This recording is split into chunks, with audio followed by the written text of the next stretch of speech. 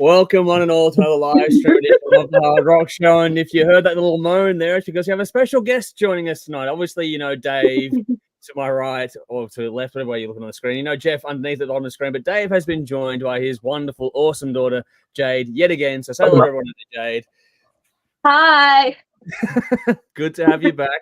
Now, that little noise at the start of the stream was those two bopping away while the intro was going on and sort of getting a bit carried away with themselves. So no one else could see it. Strangling me. No, it wasn't. I was doing this.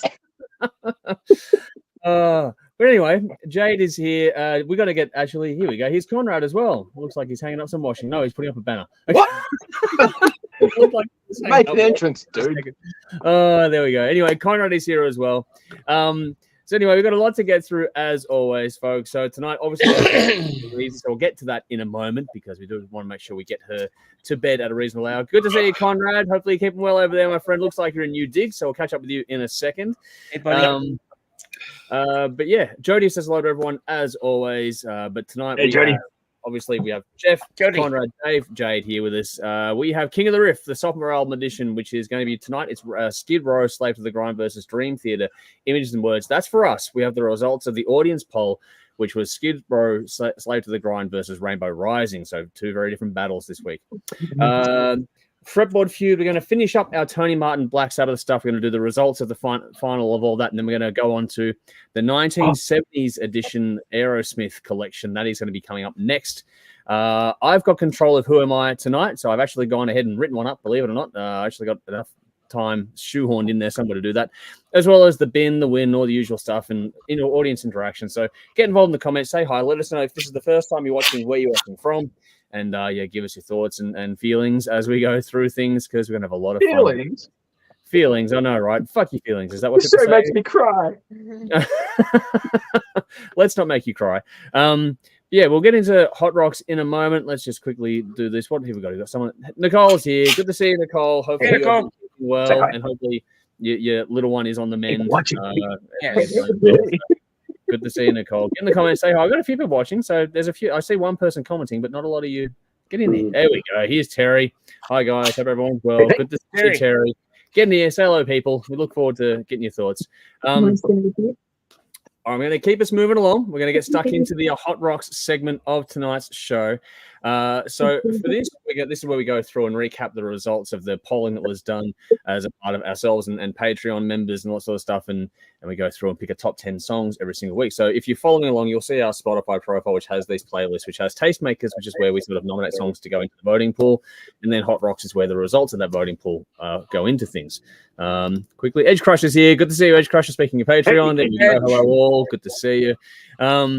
Anyway, number 10 this week is a carryover from last week. The number 2 song last week has gone down to number 10. This is Mushroom Head with We Don't Care, which means number 9 is Primrose Path. The number 1 song from last week is down at number 9 this week. Number 8, Freeze the Fall, One Left Standing. Another carryover song. It's been for a few weeks now. It fell one place this week to go to number 8. Then we got a new addition, number 7, Miles Kennedy, Nothing More to Gain. Nominated by Kat, was a new addition this week and came in at number 7. Jeff nominated Marilyn Manson, Raise the Red Flag, and that got to number 6 this week, which means we get now into our top 5, which is what we go through and pick songs from. So number 5 is Ghost, The Future is a Foreign Land. Asher nominated that one a couple of weeks ago and has moved up one spot this week. It was in number 6 last week, got up to number 5 this week, and hence it's in the running. Number 4 is like the biggest fucking staple. I don't know what we're going to do with this song anyway. We're going to not talk about it anymore, but it's been there for weeks and weeks and weeks. Those Damn Crows, Let's Go Psycho. Originally nominated by Michael. Vinny keeps nominating it, and then other people keep voting for it every single week. So it just keeps doing the rounds. It won't go away. It's a song that will not die in our Hot Rocks selection every week. The 3, 2, 1 are different, though. Number 3 is the Lazies, Aussie band in Canada now, I believe, from memory, with Ripper of a Night. Number 2, Leprous, with a new album coming out tomorrow with Like a Sunken Ship. And that was a one from Rowan. Good to see you jumping in again, Rowan.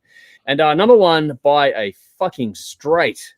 You have no idea. Like the amount of votes this song got was insane. It's by a country mile. Carmeria with Immortal was the number 1 song this week, and it wasn't even close. So there we have it. That is the result of the top 10 this week. Mix here, good to see you. Hey all, good to see you, Michael. Same with Basher as well, just jumping those ones in. But we have Jade here with Dave. So how about we throw to you two now, because you want to go first, because we have to get the little one off the bed. We have to be somewhat responsible just for a little bit. The wheels fall off. With everything we're talking about tonight, this is going to get wild pretty quick. So Dave and Jade, take it away. Your song for the week, your hot rock. You go first. Me? Yep. What song it is? The Future is a Foreign Land by Ghost. Oh, good job. Okay. Off you go. Okay. Whenever the chorus is coming, there is a build-up in the drums. Okay. The lyrics are really good. It's telling us about real-life things. Mm. The guitar is really good. Mm-hmm. The whole band did a good job of making the sounds good together. Yes, definitely. Yep. The part I like the most is after the singer says peace forevermore, the chorus afterwards builds up for the final chorus of the song. Mm. Nicely. That's good. The song starts slow-ish but builds up faster towards the end. Mm-hmm. This is one of their non-satanic songs. It's a safe choice, yeah. This is a song that can easily get stuck in my head. That's a very good reason. It's got a hell of a hook. Yes. It does. Cool. And what's your rating? You're too young to do shots. So how many out of 10 do you give it? 10 Hail Satans out of 10 Hail Satans. Nice. He told me to. Way to commit to the bit. He told me to. Rightio. When I saw Ghost, there was some guy yelling "Hail Satan," and it was you, Jade, wasn't it? You were there. It was you. Yeah. Well, if you're listening to Year Zero, my God, that's a cool song. Hail Satan. Square Hammer, other ones as well. So yes, there's so many good songs. Yeah. Okay. I turn and we'll move on. Okay. The Future is a Foreign Land. This is pretty much the future. The future. Miss Order correct. Yeah, this is pretty much a love song set against a lot of really horrible things that happened throughout the years in history. When everything totally turns to shit, it'll be okay as long as we're together with your special somebody. Spreading a positive message for the power of Satan. Unlike most Ghost songs, this is pretty straightforward. There's no double meaning or metaphor. This is actually the most lore-centric song that they've done. Keeping in mind this is a concept band and they have a running storyline. There's no guitar or keyboard solo, which is unusual for this band, but I really don't miss it in this song. It's pretty straightforward. It's probably the most straightforward, straight-up song that they've done. I get a bit of a James Bond vibe in the main melody. It's got a very late 60s feel, which makes sense according to the lore. This song is from the frontman persona known as Papa Nihar, who fathered Papa Emeritus 123 and is also the illegitimate father of Cardial Copia, aka Papa Emeritus number 4, with Sister Imperia. That's what this song's basically about. As the song goes on, as the story goes, Ghost first performed in 1969 with Papa Nihar on vocals. The world wasn't ready for them, so they disappeared. After recording 2 songs, this is the long-lost 3rd song. So that's why you got the 65, because it has to be from 1969. That's why it doesn't sound like modern Ghost. Lyrically, this is what gives it away that it is set in 1969. They're kind of predicting the future with the line, in 15 years from now, it's 1984. And in 55 years from now, it brings it to the current times. Could be referencing what happens at the end of the movie, which this is on the soundtrack, and in the credits in the movie. Maybe not. Could just be social commentary. Something very different for this band. I don't think it's part of the next concept theme iteration of Ghost. It's more of a backstory for Papa Nihar and Sister Imperia, and ties into the movie. A lot of Ghost songs have a huge effect on me. Like Call Me Little Sunshine will make my blood run cold. Dance Macabre is an upbeat song. with a morbidly romantic theme, which makes me feel bad even though I'm happy while listening to it. And spillways can bring tears to my eyes while I'm smiling at the same time. Their music is that powerful. This is a pretty straightforward song, and it's not as powerful as some of the other stuff, which is a relief. It's morbidly dark in the backdrop with a tender love story in the foreground. A cool addition to their all very, very diverse catalogue of music. I can only give this 8 Hail Satans, though, because I have songs I prefer over this. But 10 Hail Satans and 8 Hail Satans. That's 18 Hail Satans. More Satan! Oh, here we go. Conrad will do the extra 2. Wow. All right. Now, did you have one from Belle? Belle obviously can't join us tonight because she's under the weather, so she can't make it today. But did you have one from Belle, or did she? No, I didn't pick a song. That's right. That's all right. Cool. All right, let's do the rounds then. Jeff, what was your song of the week this week? Yeah, my song was let's make sure I get the right name. Yeah. So Leprous, the band, Like a Sunken Ship. I really like this actually. When I first heard it, I was a bit taken back by the vocals. The vocals were a bit strange, but then as you listen, it started, and then it gets better and better and better, and then it kicks in. It's like, holy crap, this is a really good song. So I went and started listening through some of their other stuff. Yeah, and what I heard, I haven't listened to much. But what I did hear was pretty cool. So and they've got a new album which is dropping at midnight, I believe. Our time. Yeah. So and I pre-ordered that on the thing, so I'll get that in my inbox. But look, I really like this. I thought it was they and I apologize if I'm a noob with these guys. I've never really heard of them. I think I've heard the name, but not anything exactly.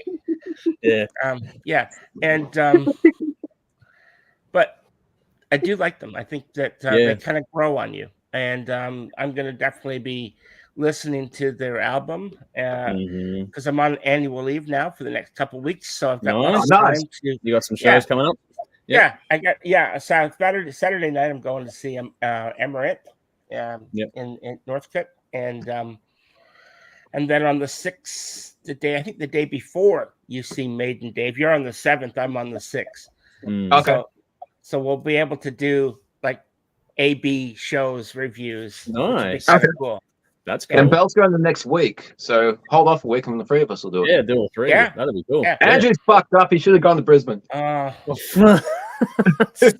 of a hype, Andrew, and Conrad had just done like Maiden just a little while back. You did. We could have done an all round, couldn't we? Yeah, round table. I did. I saw the show a few months, about 6-7 months ago. I think it was here. Was that long ago? It was quite a few months ago now. Yeah, it's the same show you're seeing, same tour. Yeah, it's great. You're gonna love it. I'm sure I will.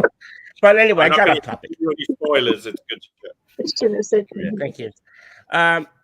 Leprous, Like a Sunken Ship. Great song. Anyway, that's my little review. How many shots, man? Oh, sorry. It's a kind of a slow burner. Like I said, it starts off slow, and don't let the vocals put you off because they kind of did to me. But stick with it.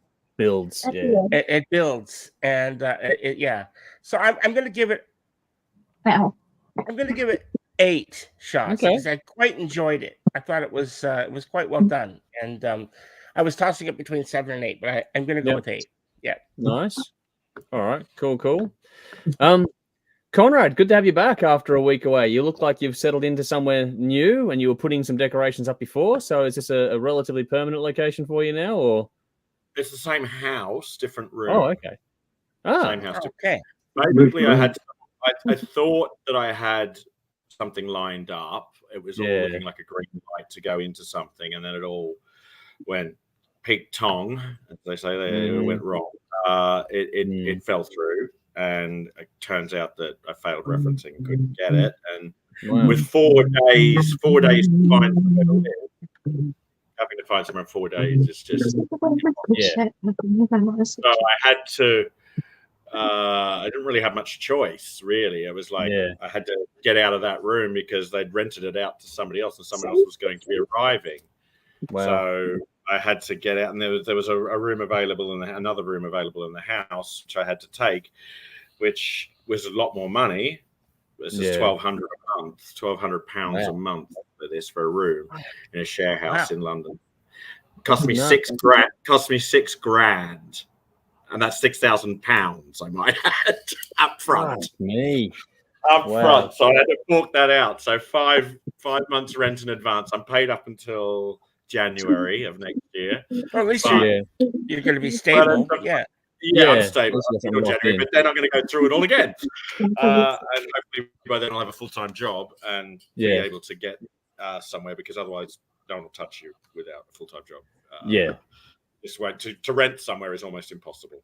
You better start buying some lottery tickets, it's my tougher friend. here. It's a lot harder here than it is in Australia for rentals and things like that. Right, so yes, I'm in a new room, and I'm in a new room. These flags behind me, I use at my rock. Okay. I use these flags. I got a bunch of them, a whole bag of flags. I put up around the pub and the venue. So I thought, as I see you guys each week, and you've got elaborate backdrops, I thought I'd make it start on mine. So there you are. Nice. There we go. Very pretty. There you go. Very good job. At least you're locked into a home for a while too, which helps you out a bit, which is good. Yes. Oh yes. Oh, the song. Right. The song I chose was, out of all of those songs, the song I chose as well was with Jeff was Leprous. I quite enjoyed that. Had a Muse vibe to it. I like the Muse. Yeah. I like Muse. Yeah. I like Muse. It started off with this Muse vibe, and then it fucking started rocking out. And I was like, yeah, good. So that I gave that 7 shots. Nice. It didn't quite smash me at the ballpark, but it got into the crowd. Went into the crowd. It's still pretty good, yeah, for sure. The crowd catch didn't hit it out the stadium, but that's all right. It's inbounds. It's not a fly ball. It's all right. So it went over for a 6. You know. So we're combining cricket and baseball and everything else in between. We're just gonna have pickleball. Hit it for a 6. Hit it for a 6, definitely, and then it hit at the crowd. So that made it a 7. Nice. Cool. All right. Time for my song of the week. And I know we could all talk about Carmeria, and we'd all be remiss in not to. But I didn't want to give Carmeria my pick this week, because Carmeria is going to get a lot of love coming up, I think, in just a few minutes. So I wanted to sort of just give that one some breathing room. And I went with another Aussie act in this list tonight, which is the Lazies. A song called Ripper of a Night. I love this band. They are just so much fun. I love their combination of sort of cheek, charm, and attitude. Like that band has it. It's almost like, in some ways, it feels like what the next iteration of the Bon Scott influence kind of is when it comes to these guys playing and performing and the songs they write. Yeah, it's just that cheeky charm. The moment they came on, the moment they came on, the moment I started listening to it and they started singing, I thought, they have to be Australian. Yes, straight away. I don't feel Australian. I was like, it's definitely Australian, yeah. I'm pretty sure they've moved to Canada now from memory as well. So they still managed to keep Aussie, they still kept the Aussie larrick inside from them, all living in a different country for a number of years now. It's been a little while. So they're doing really well. But this song, I love the storytelling in it. There's great riffs, great melody, big hook. I love the gang vocals in there as well. What else? It's got punch. It's got a great mix. It's got a great solo, not a long solo, but a great solo. And I love the sound of things like the can opening before that part as well. It's really cool. And there's a lot more in this song than you might expect. It is a simple, straight ahead rock song, but there's just, it's simple and easy to enjoy, but there's also a bit more in this one than you might sort of, gloss over if you're not careful.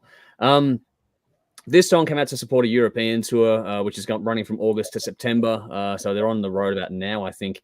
So get out and see them if you're watching this from Europe. And if this song is anything to go by, then those shows are going to be absolutely fantastic. But if you haven't, Dave will back me up here. The album Tropical Hazards from a few years ago was absolutely phenomenal as well. And I still regularly go back to Half Mast Blues. That song and this song. Such a cool song.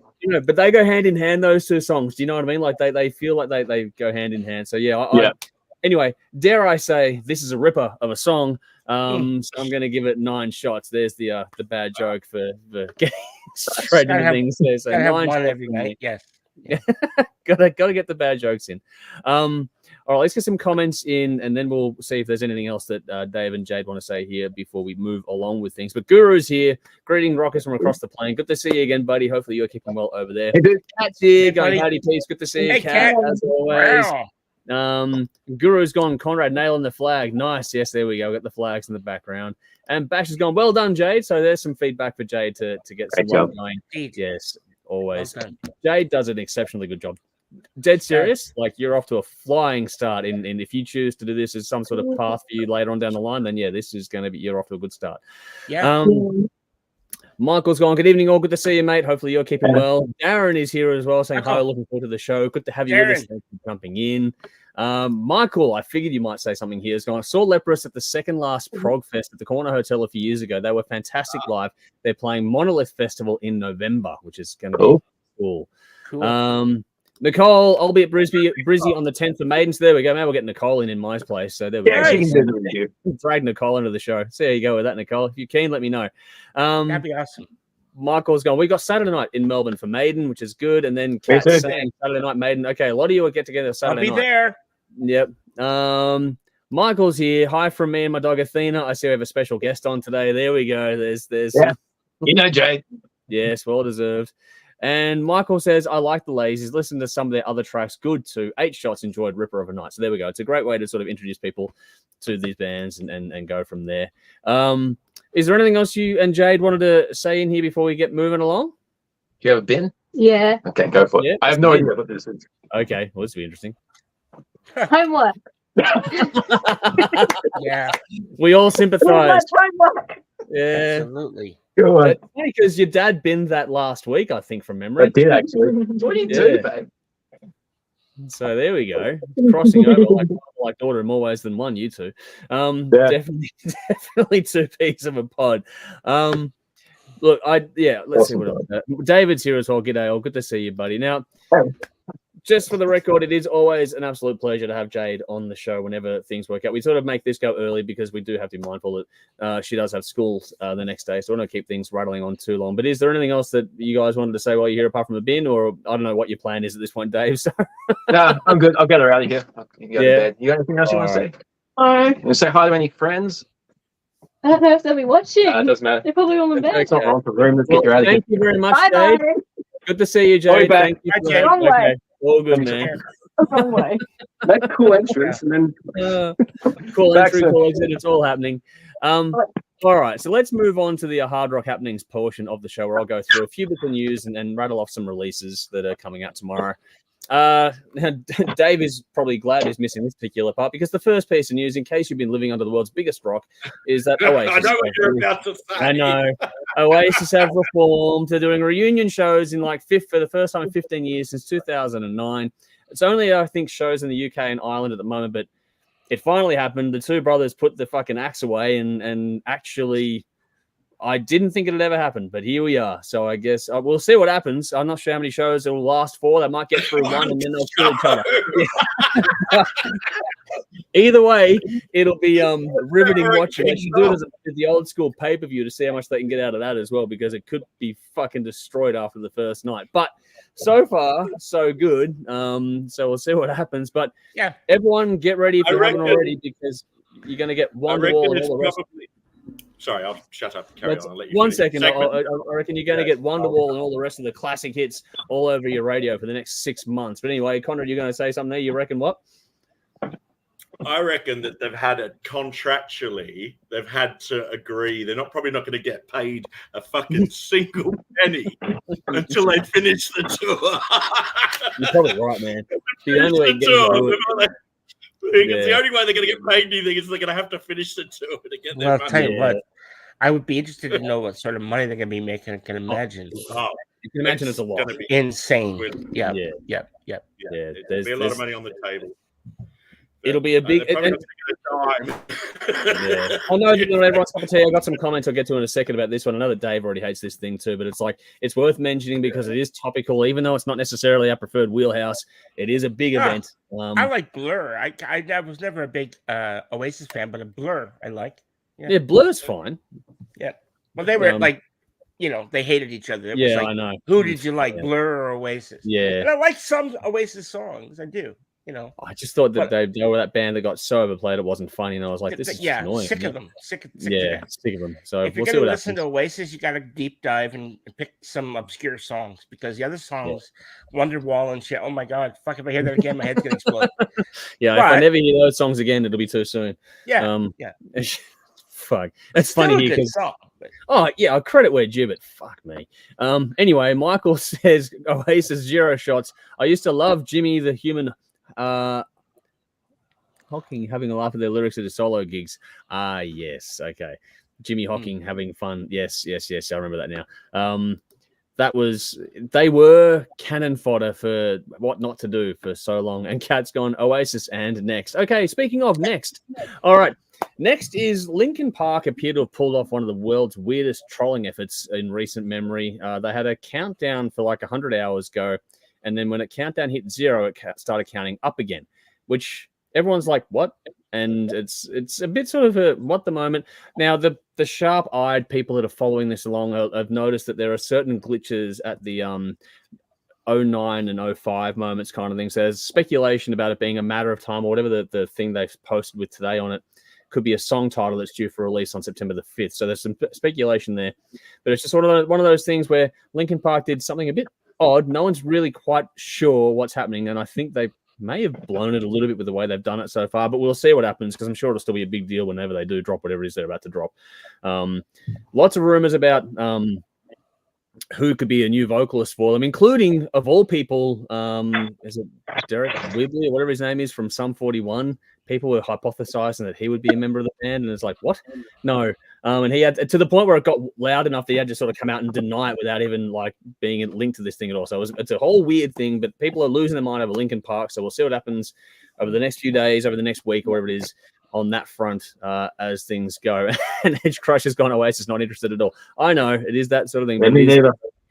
Pieces there. Dave is the same boat. All right, Dave, here's one that might interest you.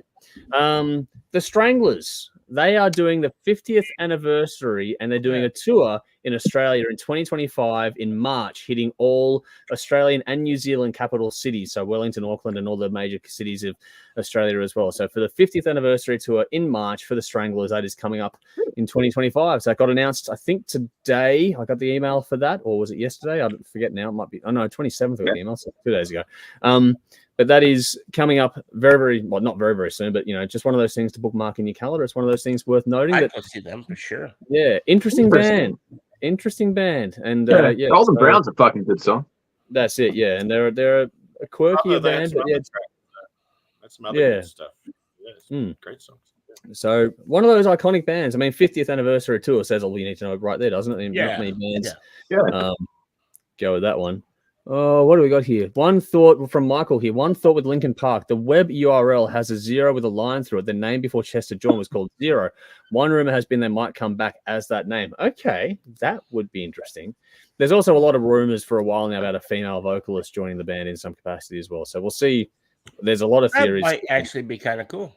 I would actually prefer that option if I had a say in it, but I don't, so it doesn't matter. But, you know, that's just one of those things. All right, on to some releases for tomorrow. Just a short list here of things that I think are worth checking out. You got Ancients with their new album Beyond the Reach of the Sun coming out tomorrow. Leprous, which we've been talking about tonight, probably the pick of the bunch this week, actually. Or we've got two people for that. But Melodies of Atonement, the 8th album from that band, is coming out tomorrow or midnight tonight as well. Nails have their new album Every Bridge coming out as well. And finally, Winter Sun have the album Time 2 coming out as well. There's a few other releases going out, but, you know, make sure you let us know. But those are the ones I should have picked from the bunch to sort of give a shout out to right there. Alrighty, on to the fun part of the show where we have the pre-recorded segment to move into here, which is the backyard. Sit back and drink and watch myself. You can, and it wouldn't be the first time either, Dave. We've done this before. So what we're going to do here, because Dave has filmed this one in a vertical slot, I'm going to bring the video up and I'm going to remove all of us from the meeting at the same time and mute mics and that, so we can sort of have Dave's take on this for about 8 minutes or whatever it was you filmed it for. So David's gone and filmed an in-depth review of the Carmeria album Tragedy d'Amour, which is out now. It's in the current listening playlist, and you should have all gotten along and checked this out already. Listen to it, it's fucking awesome. It is amazing. But we'll give our thoughts after this in a moment, but Dave will have that first, and there's a link in the description box, as with everything tonight, for us, for the stuff you're talking about. So check it out. But just in case you're curious, I will put a link for the song Immortal into the commentary now, so you can check it out in the comments. What do we got here? Okay, cool. Got some comments going on in the chat room behind the scenes here, which I'm like, okay, I'm not sure what's going on. There's Enough a weird, I don't know who the fuck there's a that weird was. but chat there you that are. just happened in private chat. Yeah, Private you've got that Chewbacca just banged your mum. Okay. Who the fuck is that? Who fucking handles that? That's Conrad. Is that Conrad? That's Conrad. I was like, what? In Did you make the private noise chat all the way going. through? Yeah, I don't know. Oh, wow. How did But this show? I just thought for we were people- being hacked for a second. Seriously. No, because people, for those that don't know, there's a back end private chat here. Like, you guys can put all your comments in your platform, but we have an actual private in-house chat here, which only functions when we're actually recording live. And there's some just, I don't know, Jeff put something in there before, and then Conrad replied, and it's like, I don't know what the fuck's going on, so I don't have time to keep up with it all, but I'll check it out later on. But for now, let's get into Dave's review for Carmeria Immortal. So I'm going to do this thing where I'm going to pull Dave up, and as Dave starts to talk, I'm going to pull us out of the room. So it's just going to be Dave for a few minutes, and then we'll come back and give our thoughts on the album after that. So without any further ado, it's time to throw over to Dave's pre-recorded review. Here we go. Do it. Here we go. Carmeria, Tragedy d'Amour, or just Amour. I believe that's how it's pronounced. Tragedy d'Amour. I've been a big fan of Carmeria since their debut album, Adavine. I think that's how you pronounce that. One day they'll release an album that's easier to pronounce. They released that album in 2021. I had nothing but good things to say about that release. It was a fantastic album.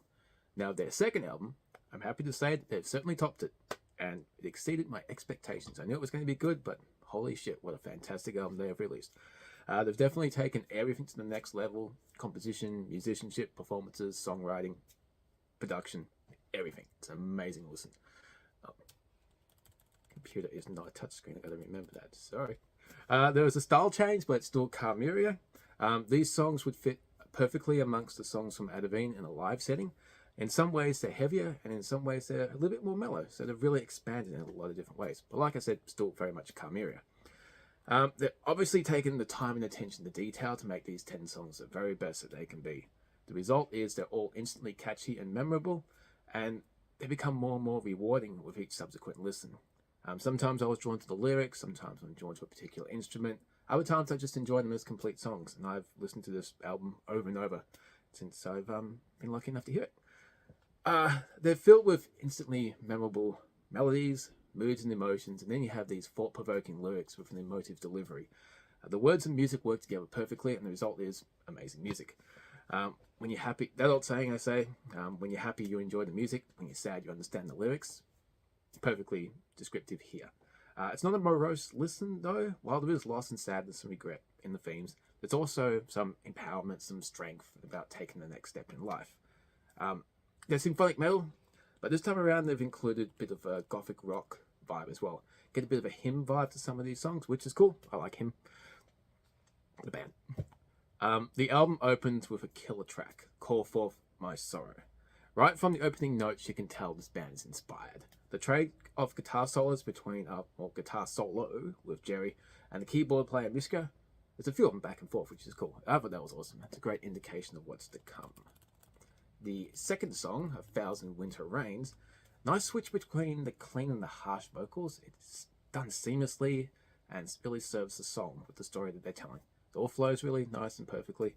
There's nice use of the female vocals as well, which we'll get to that further on in the album because there's a nice surprise later. Each instrument blends together to create this amazing mood. I really like the keyboard solo on this, or guitar solo. Very cool. This song is both beautiful and brutal. Heartfelt, emotive lyrics set against stunning composition and musicianship. If you're on the Carmeria page, I just plagiarized myself, which I'm allowed to do because I wrote that. Fawns, bit of a change of pace with this one. More laid-back goth rock style. Nice shift of gears between the verse and the chorus. It's not really a heavy, clean thing. It's more just a shift of energy, which I think is refreshing to hear something like that. I really like the quiet midsection that and it leads nicely into the solo as well. Leading the Lie, my god, this was an instant favorite for me the first time I heard it. The hook in the chorus is this one that drew me in and became an instant earworm. It was just stuck in my head after. It was amazing. Great back and forth between Emma and Jordan's vocals too, male and female. Very good. I'd like to hear a lot more of them singing together on future releases and future albums. That closing scream, my God, that was cool. Nice way to end that song. Whispers of Forgiveness. This is the first real change of pace for the album. This acoustic ballad is hauntingly beautiful. Beautiful lyrics performed in a way that paints a picture in the listener's minds. If you like to read a lot or you like your horror movies and stuff, you get a very visual sense of storytelling like I have. So good singing, good lyrics can do that for me. Nice use of strings, which I thought was really cool addition. This is all done in just over 2.5 minutes. I think it's 2 minutes 40. So yeah, it's a nice song. Shadows Throne. Bit of a Nightwish feel to the intro, which is awesome. I'm a massive Nightwish fan. And then in the verse, they take it in a different direction. So sense of familiar, sense of the influence, and then they make it theirs and go off in a different direction, which is fantastic. The quiet mellow bits in the middle, a nice touch. Great guitar solo.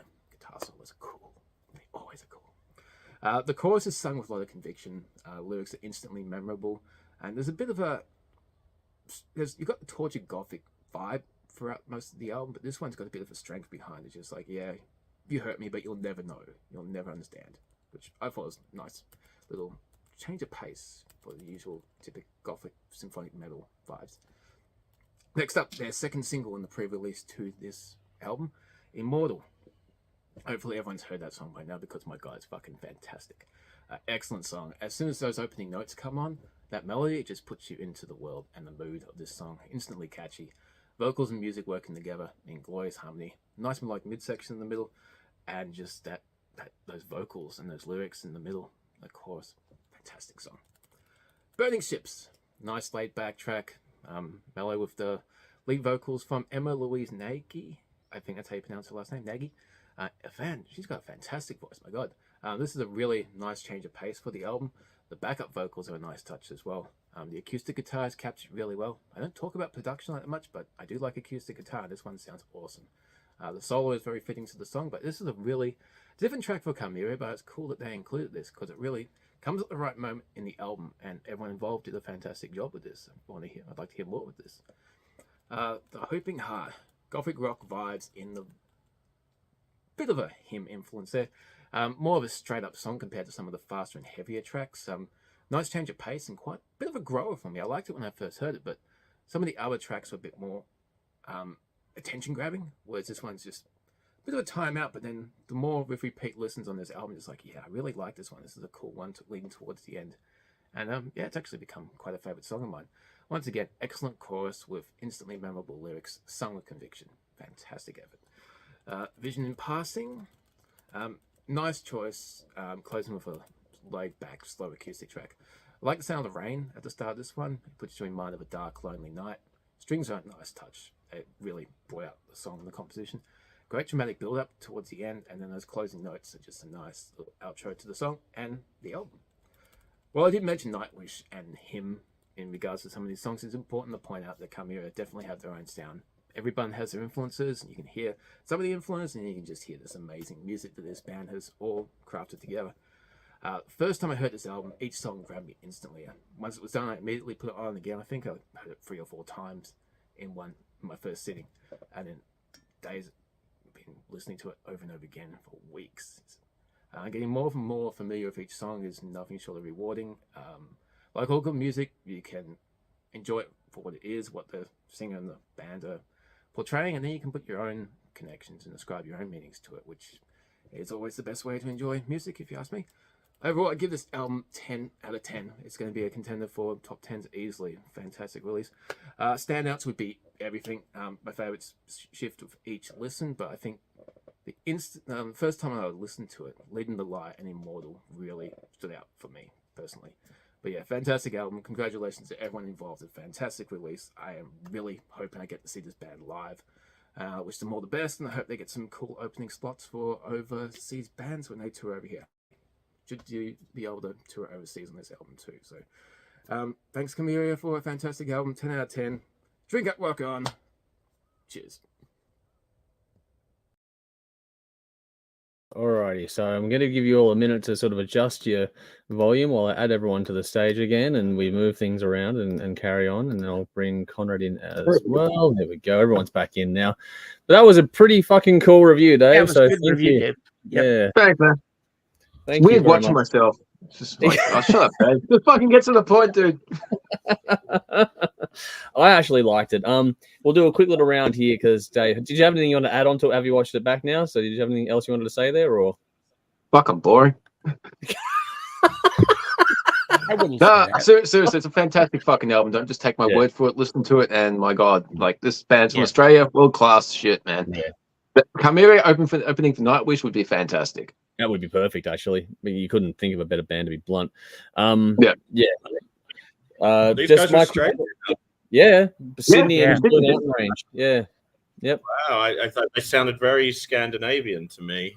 Yeah. Yeah. Okay. No, what they do fits that part of the world. So yeah, they Yeah.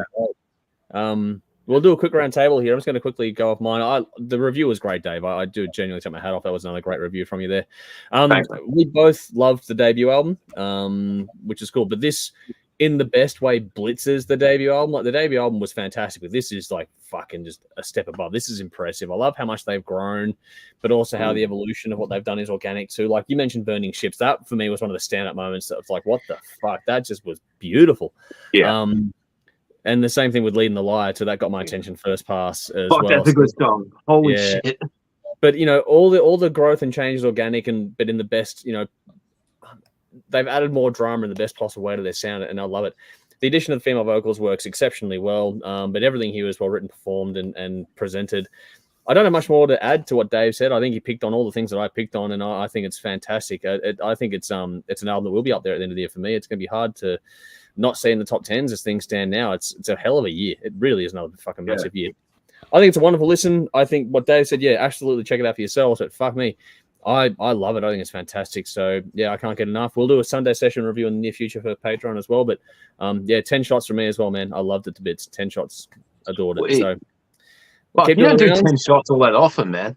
I know. It's I've had a good year. Like I had a Sunday session the other week, which is like absolutely phenomenal. But yeah, that one deserves it. This was a fucking special listen. So yeah, my first pass is like, oh fuck, they've done something special with this one. But yeah, there's not many times you remember listening to an album for the first time, and it's just like it just gets better from then.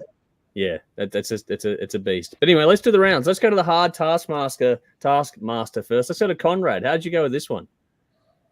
I tried to listen to some of this. This is interesting. This is I liked it, and I think that finding out that they're Australian was a real shock to the system.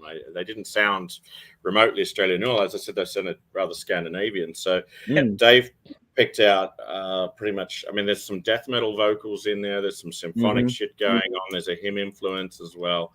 So those things are pretty good. I mean, it might not be totally my wheelhouse, might not be totally my bag, but I can still respect it and I still enjoyed it nevertheless. Cool. And so yeah, they do get definitely my respect for that. So I'm going to give this just get 7 shots from me. Nice. I mean, it's decent. Cool. It's solid. Wow. It's definitely for you. That's really good, man. Yeah. I mean, it's tough. It's tough. Yeah. I got to admit it. I mean, originality, it down to me is these days it's very difficult for any band to sound original. I think we've got as fast as. It's all been done, dude. It's just a matter of doing it well. This is it. Has it all been done, though? Has it? And that's the thing. We'll find out as we go along. I don't know if it has it, but that's You'll get a surprise once every 10 years, but everything's been done. It's just a matter of doing it well. Writing a good song for good voice.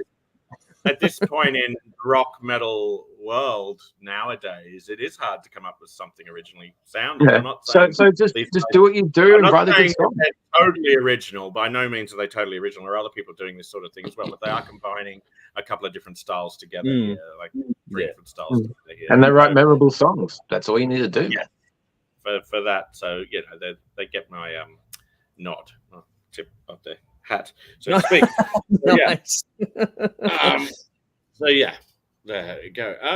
7 shots for me. That was nice, solid, and and great homegrown talent from Australia. Yeah, playing this sort of stuff is quite a shock and a surprise to do it as well as they're doing it. So sounding as good as they are. So yeah, fantastic. Nice. All right, one more opinion to get here, Jeff. Should they come to London? I'll check them out. Nice. Nice. Cool.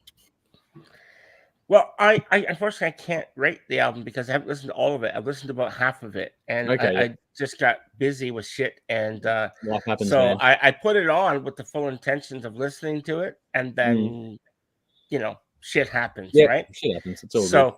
But I'm gonna listen. So I'll tell you what. I've listened like 4 or 5 songs and in order, and what I've heard, I was enraptured with what I was hearing. You guys are absolutely spot on.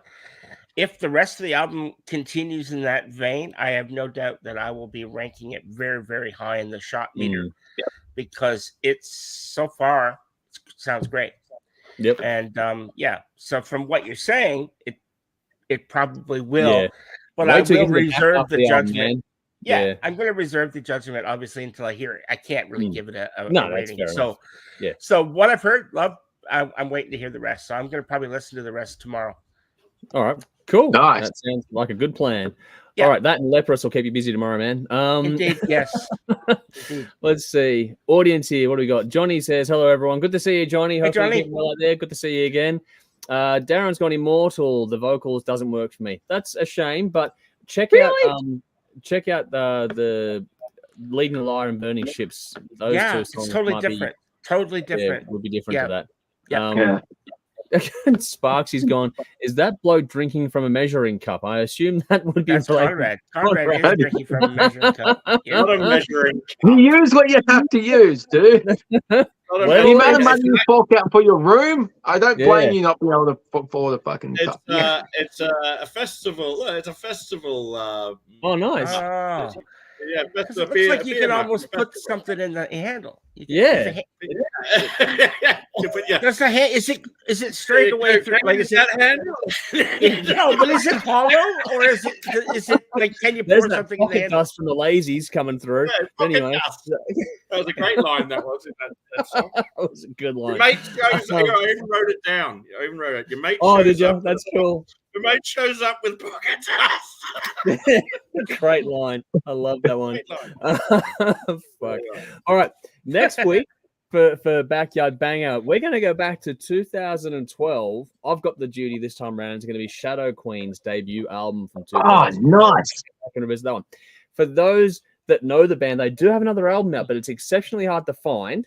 And so we're not going to do that one. We're going to do the one that is readily available instead, but it's still a good album. It's just, the other one. When they eventually, hopefully, re-release that one, it'll be a monster when it comes out again. But for now, we'll go back 2012 self-titled Shadow Queen album from Melbourne. That band is as well. It's an awesome 3-piece and one of the best bands you'll ever see if you get a chance to do so live as well. They are fucking phenomenal. All right, moving on. Time to move on to the Fretboard Feud. Oh, hang on. One more comment here. What do we got? Michael says, felt a bit of Ghost in some songs in terms of chord structures. Listened to a few times. I like the album. I'd go 9 shots, but still absorbing it. There's a bit to take in. It does take you on a bit of a journey. But there is. There's a bit of everything in there. I get the Ghost reference. I get it. Because, the more you listen to it, the more you get out of it, the more infectious it gets, and the more fucking... We've got Ghost. Jeff's mentioned in Camelot. Like, this shows you that anything in that world you'll hear in this band. I know Jordan's a massive Camelot fan, so you can hear that influence. There's a Nightwish influence in there, him, obviously. You can hear that. But I picked up on that as soon as I heard it as well, Dave. Bit of Cradle of Filth, too. Yeah. Yep. I'd agree with that as well. Bit of everything. All right. I'm going to keep us moving. So on to the... let's do a quick recap now to finish off the Black Sabbath, Tony Martin era stuff, and then we'll move on to Aerosmith as the new part of this thing here. So as we do every week, we go through an album and then pick the songs we want to in a rotating order. And then as we go through, we just ask the audience for their top 3 songs off a particular album. And then we see how that marries up and who gets what score. So last week, we did Forbidden, the final album from Black Sabbath with Tony Martin, released in 1995. And we went through and just picked some songs. So Dave picked Sick and Tired. Jeff chose I Won't Cry For You. Bell had Can't Get Close Enough. I had Get a Grip. And Conrad, we gave Illusion of Power as a default one in terms of how things played out with people sitting where they sat in the plays of like the basically it worked out that Conrad got the 4th or 5th most played song on the album because that's just how it works as a default setting. If someone's not around, we give them the highest played song at that point that's still available. As things stood, it gets interesting here because number 5 and number 4 from the audience side of things, we've gone through our choices. The 5th and 4th most popular songs from the audience side of things were not chosen by any of us. So coming in number 5 was Rusty Angels, and number 4 was Forbidden, which means 2 of us completely missed, and then the other 3 of us got some points to go through. So coming in number 3, as far as the audience were concerned, was Can't Get Close Enough, which was chosen by Belle. She got the 3rd most popular choice. Number 2, Dave, you got Sick and Tired. That was number 2 for you. Yeah. Which means number one went to Jeff with I Won't Cry for You. So Jeff took out top spot. Yep. Thanks, guys. So I think I picked the most played song off of the album, and I got not a single fucking vote. So there we go. So it shows you how things work out. But as things stand, last week, Conrad was out on top of the table at 165. Then Jeff 120 and Belle were tied at 120 apiece. I was on 100 and Dave was on 95 points. Things are very different this week as a final tally now as we finish off this particular round of Fretboard Feud. So at the end of the line is me, 115 points. I now take out last place in this little cycle. Dave has jumped up to 3rd place on 140 points. So well done to Dave there. Big leapfrog, which means that Belle is down in 4th place at 120 points. Which means it actually got pretty close at the end. Jeff, you got 2nd with 165, which means Conrad takes the win with 185 points in total for the Tony Martin Black Sabbath era. So Conrad gets the win. I come in last, and everyone else goes in between. So there we go. All right. A little bit of fun. All right. So now that we've done the concept here, we all know the drill. Now we're going to go through and start the next edition of this one, which is going to be the 70s albums from Aerosmith. There's a few to get through. We're going to obviously start. Grab the CD, you fucking idiot. Yeah, we're going to start with the 1973 self-titled album. And I've not done a redraw of the thing. I'm just going to keep rotating through. Whoever goes last goes first the next week. So Conrad had last choice last week, which means he gets first pick this time round. So Conrad, what song are you going to be taking from Aerosmith self-titled? I'm going to have to look at the track listing on there. So you're going to have to type it up. Circle back to me. Okay, well, we can't really because we can't do that. Really? All right. Okay, all right. So Pressure's on. Yeah. I'll Google. Fuck off. Google Maps. So this one has Make It, Somebody, Dream On, One Way Street, Mama Kin, Write Me a Letter, Moving Out, and Walking the Dog. That's what this one has. Okay, Dream On. Dream On? Yeah, I figured as much. Of course. I was hopeful. That's the song. You would be crazy to not pick that. That's that's it. No, I play that. I play that song in my rock nights, so that does get played on my rock night. Yeah. And I how that song is on a debut album, I have no idea. It's fucking perfect. Yeah, great song, and he's fucking really just wailing on that. He's just fucking screaming. Yeah. Not only that, but Dave's got a point that the maturity on that song is out of this fucking world. Well beyond his years, man. He's like 20 years old. It's fucking fantastic. Yeah. Well, Conrad has taken probably the most obvious choice here, but it's a good choice to have. And if you can get there first, then by all means take it. Like, why not? I think we all would have done the same bloody thing. But anyway, Dave, you are next. So what have you got in mind? I know, Dave. I want to Dream On. Fucking the only song I can play on both guitar and keyboard. It's a fucking great song. Yeah. Love it to bits. My God. Nice. Okay. I am going to go with Make It because what an opener. That's a fucking cool song. Cool. All right. Okay. All right. Which means, Jeff, you've got 3rd pick. Which way are you going? Well, this is I thought Dave was going to take another song. So no, not Mama Kin, just because it's Guns N' Roses. Well, that's kind of where I thought you might take it because it's a great song. What? Good song. I thought Dave would go away. I probably was going to take Mama Kin too. Yeah. Look, I obviously Dream On was my number 1 choice. Mama Kin was my 3rd choice. And my 2nd choice, now I have to decide because I thought that maybe I've got a conundrum here. What do I take? Yeah, fuck it, Mama Kin. My other choice was Walking the Dog. Great song, but I'll take Mama Kin. Yeah, good job.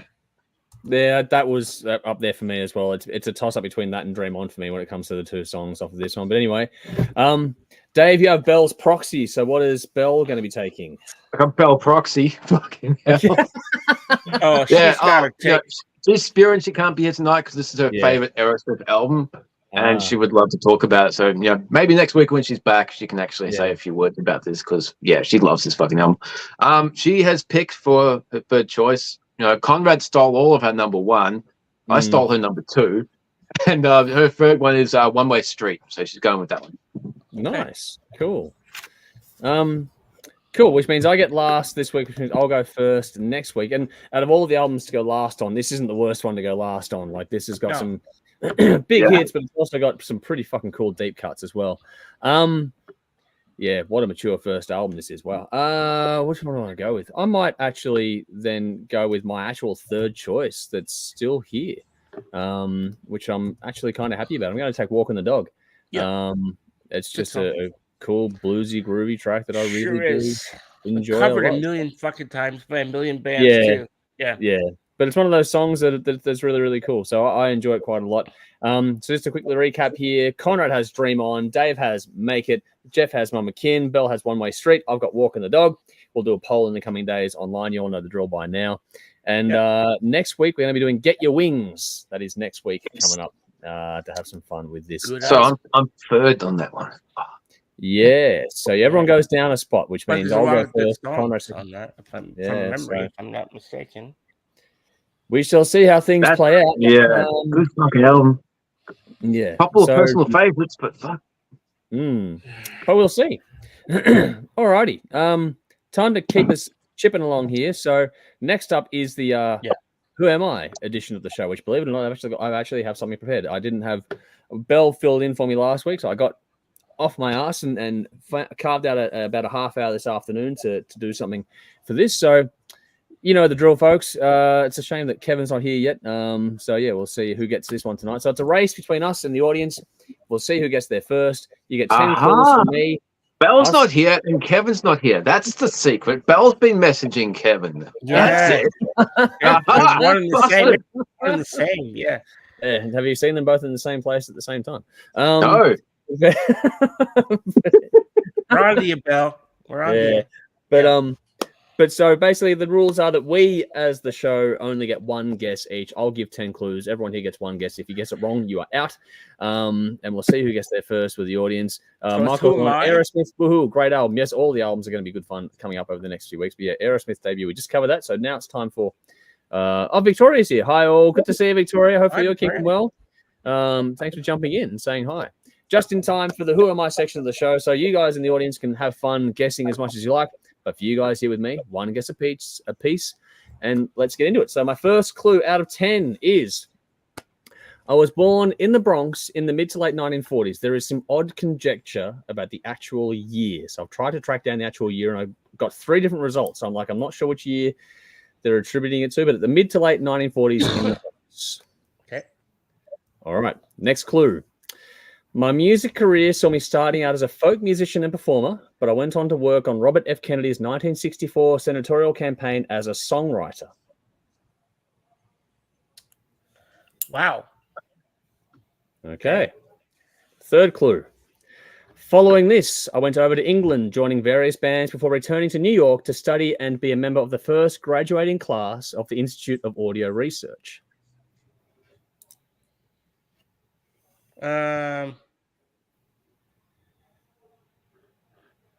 No. All right. Number 4. Oh. From there, I landed my first professional job at Record Plant Studios. However, my position was as janitor.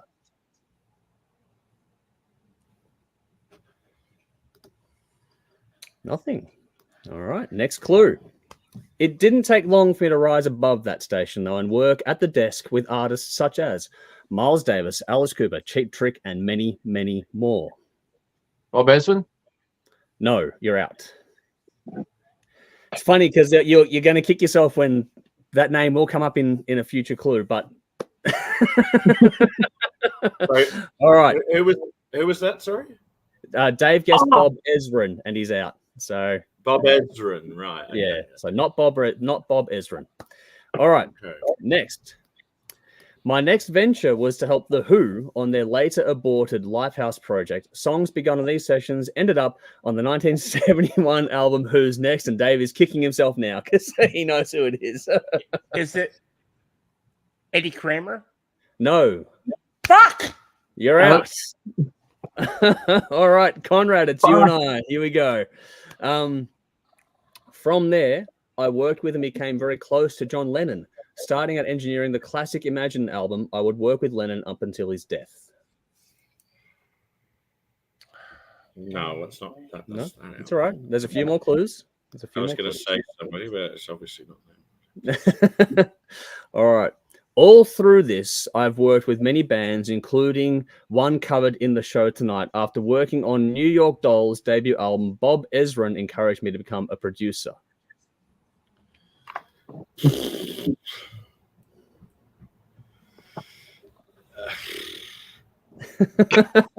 All right. Second last clue. As a consequence, over a long career, I've worked with other bands such as Blue Oyster Cult, Supertramp, Clutch, Slash the Snake Pit, and more, but I'm most known for my work on 4 Aerosmith albums. No. I got a blank on this one. I don't know my producers. I don't know producers. I'm sorry. Okay. I go to my wheelhouse. Final clue. As such, I've been affectionately labeled the 6th member of Aerosmith, have worked with the band on Get Your Wings, Toys in the Attic, Rocks, Draw the Line, Honkin' on Bobo, and more, including co-writing Kings and Queens. Oh, now I know who it is, I think.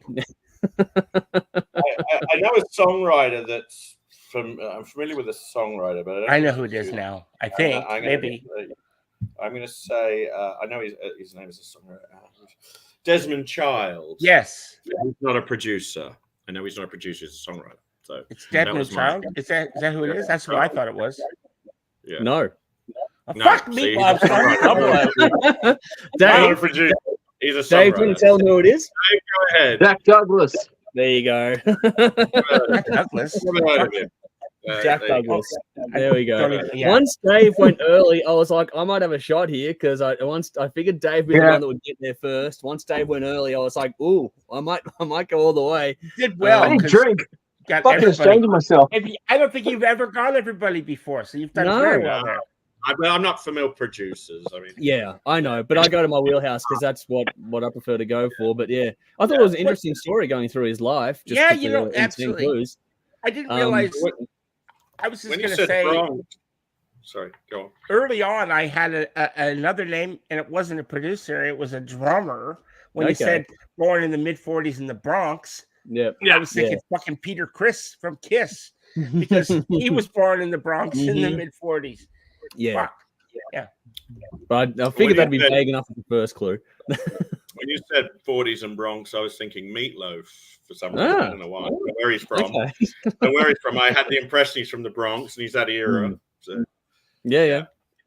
Well, the fun thing is that I beat everyone. The audience didn't get it either. Michael guessed Bruce Fairbairn, which is a good guess, but not the right one. And Chris just said Slayer. Good to see you, Chris. Chris, I agree. We do love Slayer, but not in this conversation here in this moment in time. Chris said Dave Lombardo. He is a very good drummer. He's a very, very good drummer. I don't think he's that old. He's not that old. No, he's not. 40. No, he's born in like 1960 or something. Yeah, late 60s, I think. Yeah. So that's a first. I've stumped everyone. I haven't done that before. I've stumped everyone. The audience and the panel. Got everyone. I know Dave knew it, but Dave put himself out of the running. So yeah. What you got to do is whatever that formula in your head that worked this time, follow that, go forward. Big producers. There you go. Yeah. For us to get as opposed to who's up next? Who does it next? Next up for this one is where's the Bell would go next in theory for the cycle of it through. So yeah, Bell would go. So, yeah, the rotating order is Bell, Jeff, Dave, Conrad, myself. All right. So I'll do one just on the off chance that she's not back for next week. If she's still cool. Yeah. That's all right. Cool. Just gonna make a note here. Guess by no one. Yeah, very well. Guess by no one. Let's guess by no one. So there we go. I actually stumped everyone. That is genuinely considering how we started this game. And I got it. They're like Dave got me. Yeah, you made up for the Black Sabbath thing, dude. Yeah, I did. I've made up for Black Sabbath now, so I'm pretty happy with that. I'll take the win where I can. Victoria says thought Mutt Lang. Good guess, but no, not the right one. Very good guess. But Michael, South Africa. Michael says no. Kev tonight might have got you. He might have got us. I'd be curious to see if Kevin watches this back, how many clues would have taken him to get there. And Chris has gone, love your podcast. Thank you, man. Thank you. Genuinely, thank you for watching. Pleasure enjoying the show. We have one more segment to go, so hopefully you enjoyed this segment as much as the rest of the stuff. Oh, we did too. Time for the main event of the evening, which is the King of the Riff segment of things here.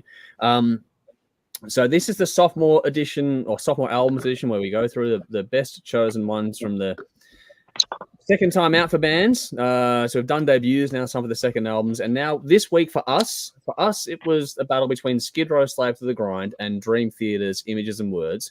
Those are the two albums for us. The audience had a different tree. So we do the audience poll, we do our poll, and when we split off, the audience get to go a different way. We see if we sort of finish at the same destination or if we're going to go on completely different journeys. And this is going to be an interesting night tonight. So basically, Slave to the Grind was the 4th seed out of the 12 albums, 1991 release, 12 tracks, 48 minutes. Dream Theater, Images and Words is the 12th seed out of the 12 albums. It's the 1992 release, 8 tracks, 57 minutes. I've pre-drawn the order of which we're going to do this one. First cab off the rank is going to be Conrad. So what are your thoughts and which way are you going on this one? Both fantastic records. Both what you call seminal, meaning the second album. No, sophomore. Second record. Sophomore. Seminal is important. Yeah. Seminal. means, yeah.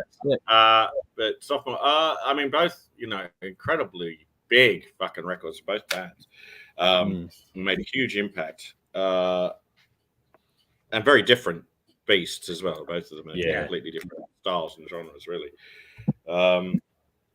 But I think songwriting-wise, the way it flows, songwriting, the overall feel of the album and the way how songs flow into the next one and so on and so forth, I'm going to give this to Slave to the Grind. Okay.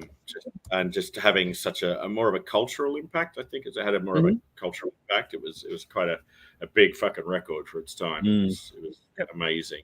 And the hype for it was big. I mean, after the first record, the hype for it was big. And then they come out with something like fucking the song Slave to the Grind, a Monkey Business. And you're like, they've just cranked it up to fucking Metallica level, like fucking thrash, like it's that song Slave to the Grind is the same speed as Master of Puppets. There you go. Yes. It was done in one take. Yeah, and that's just fucking insane. So I was like, actually, fuck, man, this tore my head off when that came. That's actually the demo. That's actually the version of the album is actually the demo recording because they couldn't match the energy of that recording. Yep. Wow. So it was, it was such a good song that you couldn't change it. Couldn't improve on it. They've ramped it right up and just gone thrash metal. And then the rest of the album isn't quite like that, but it's still fucking heavy. Certainly Monkey Business, great song. So yes, for me, Slave to the Grind goes kicker. Yeah, there's a lot of killer songs across these albums. Quickly chiming in with comments here. Chris is on a tear. He's gone Sepultura. He's gone fuck that Hell Awaits, and then Hell Awaits tried to fix the typo. Good to see you jumping in. We're not covering any of those albums tonight. We're going to go a different direction. On there, yeah. Get the fuck outs on that. Yes. Get the fuck out. Yep. Not biggest I saw Get the Fuck Out performed for the very first time ever on stage. Wow. Fucking hell. Sydney Horden Pavilion. They wrote it on the plane coming to Australia. Wow. Fucking hell. Live in Sydney. They performed it live in Sydney for the very first time. That was the first time they came over on the first album. And I saw them do that song. And it was fucking unreal. That would be amazing, dude. Fucking hell. The version they do at Wembley Stadium opening for Guns N' Roses in 91, 92. Where Baz reads out that letter that the council doesn't want you to hear the word fuck because they don't like it and you're not allowed to hear it. But they play the song and he's running from one end of the fucking stage to the other, all singing and headbanging. Like, dude, fucking yes, that's how it's done, man. Yeah. He's a definite front man. And by the way, his solo stuff, I saw him on his last solo tour in Australia, and fuck me, he was on. Like, he's still got fucking kicking myself I wasn't there, man. Yeah. Heard nothing but good things about that show. The Palace up in the Palace on the Burke Street. Is it Burke Street? St. I Kilda. thought it was. No, not St Kilda. Not St Kilda. The other one they recalled at the Palace, didn't they? They recalled it. The other one up in. Yeah, some of the blue roof and shit inside. The blue, yes, yeah, with the balcony. Had the balcony. Yeah. I was there. Yeah, I was at that show. It was fucking unreal. Fucking amazing. All right, well, in danger of things continuing on, let's go to Jeff next. Which way did you land on this one? What thoughts have you got on this battle? Because this is an interesting one. It is an interesting battle. So I made a few notes. So let me just get them ready, and there we go. All right. So yeah, Slave to the Grind, 1991 versus Dream Theater, Images and Words, 1992. So as I want to make abundantly clear straight away, I'm not going to go into review about Images and Word ad nauseum again, because it was less than a month ago that it went up against Rainbow Rising, and my opinion about that album hasn't changed. For me, it's still a 10-shot album, in my humble opinion. But tonight, it's up against a new competitor. Of course, it has to be judged on the album that it's up against. Obviously, this new competitor is intent on knocking it off from its previous win. So, look, Slave to the Grind is the sophomore album from Skid Row, and this time the music is heavier. As I was reading, it's less cliche driven, as they've written in the reviews and stuff, and in the wiki, than we got on the debut album just 2 years earlier. This is a meaner album, and I don't think there's any denying that this album, right out of the gate, wants to smash your fucking face in. Yep, it does.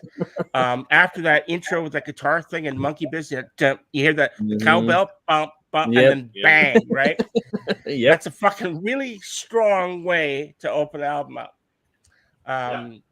Sebastian's vocals here, in my opinion, are the real focal point of this album. I think that of all the musicians that played on it, it's the same musicians that played on the last album before this, the debut. I think he shines more than all of them. I think he doesn't miss a beat here.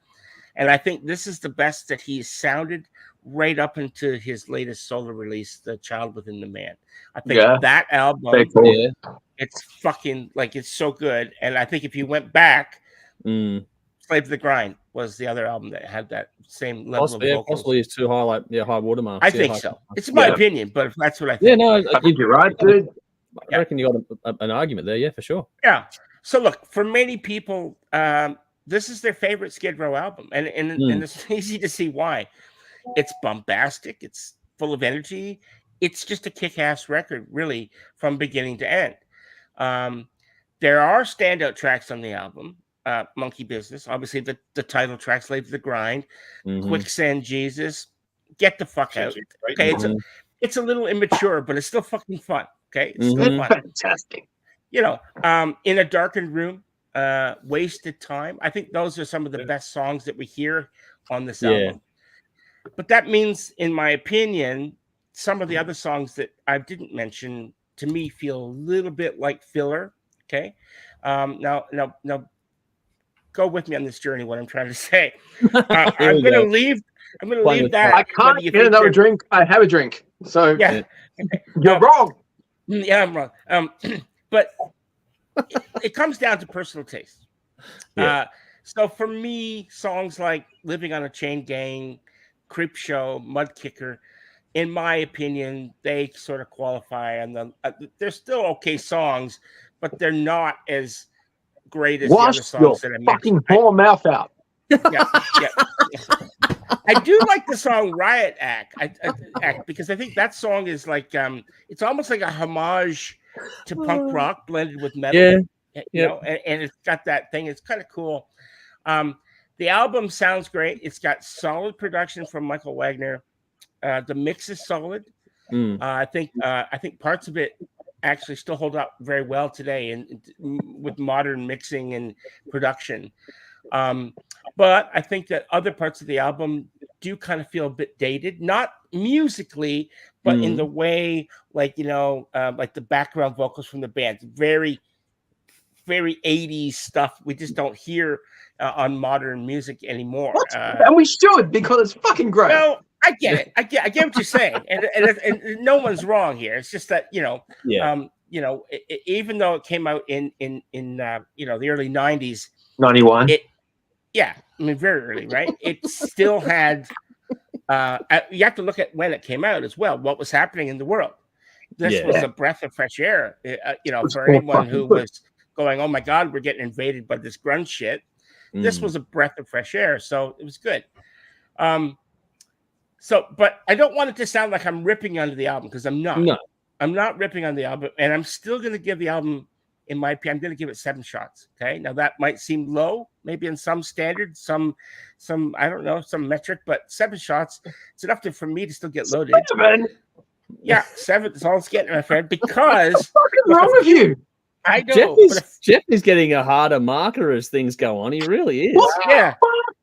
A few weeks ago, he's turning it to me.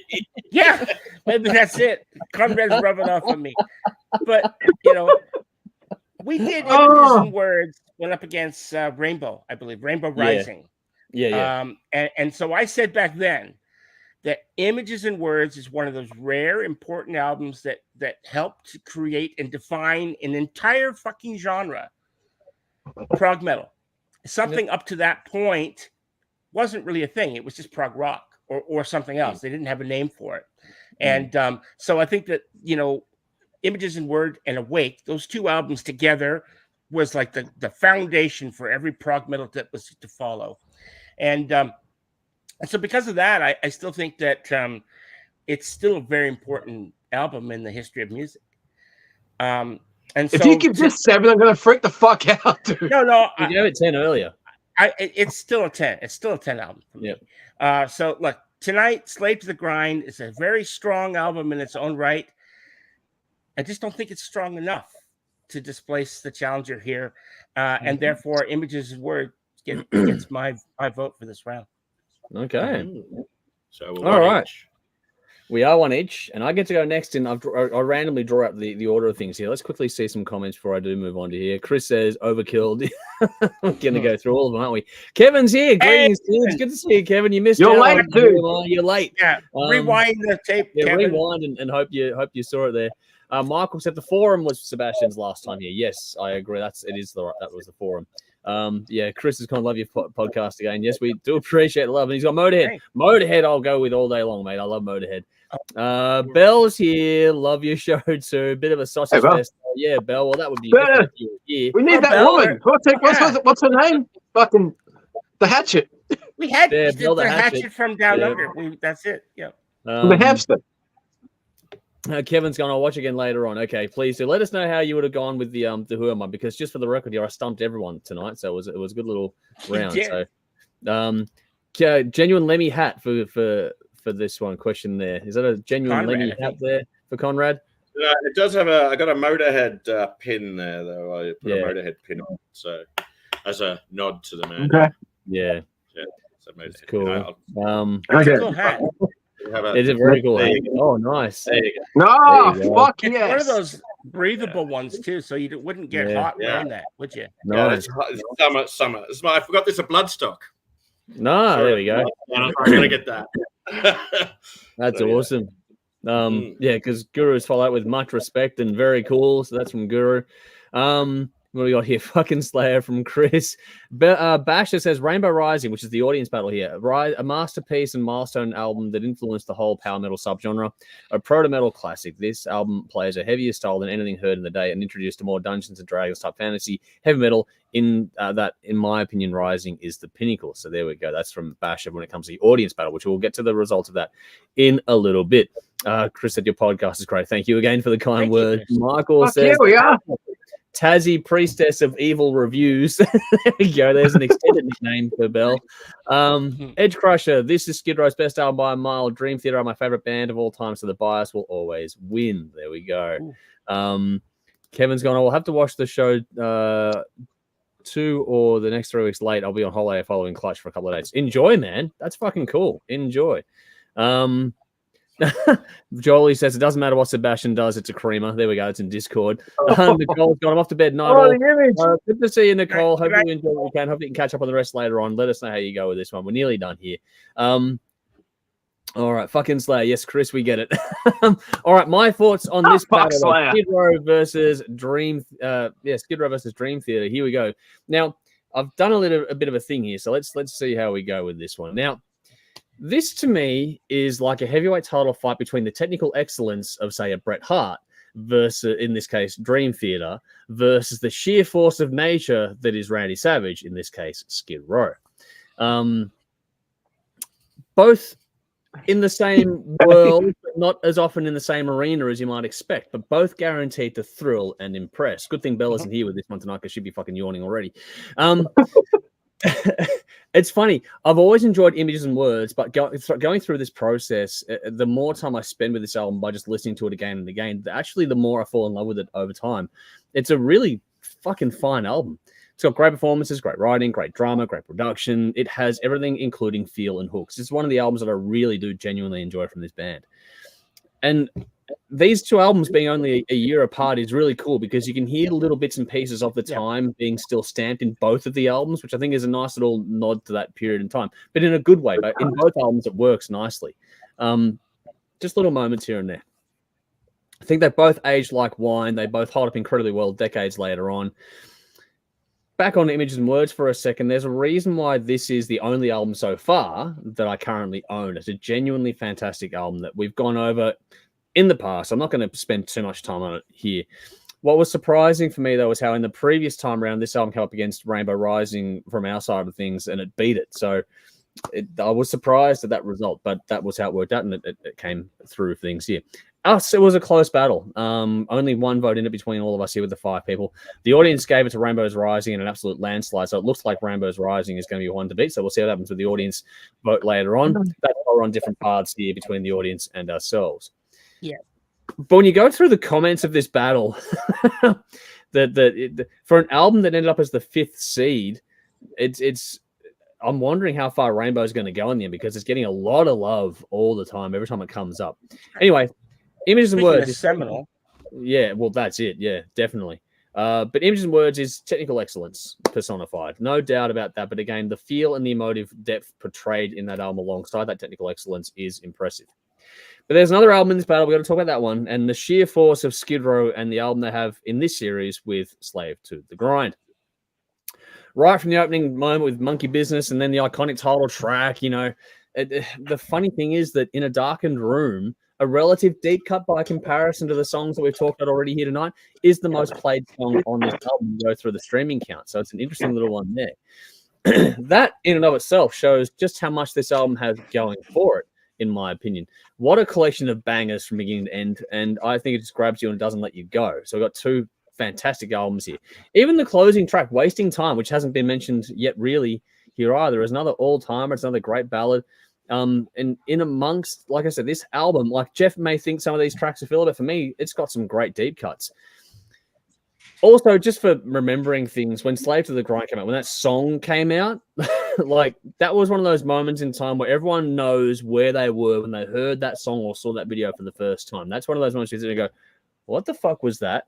Like I remember watching it on TV the first time I saw it, sitting in the lounge room, when video hits, whatever the fuck it was, or Rage back in the day. It was like, just what the fuck? What? That was just amazing. Beyond that, though, you've got a heap of other great songs in here. You got Quicksand Jesus, Chain Gang, Jeff, yes, The Threat, Riot Act, Get the Fuck Out, and so many more across this album. On top of all this, the cream on top, you've got the one and only Baz belting these songs out. Let's be real here. Only he can do these songs as well as he does, and everyone else that has tried has not failed, but they don't hit the same mark, if that makes sense.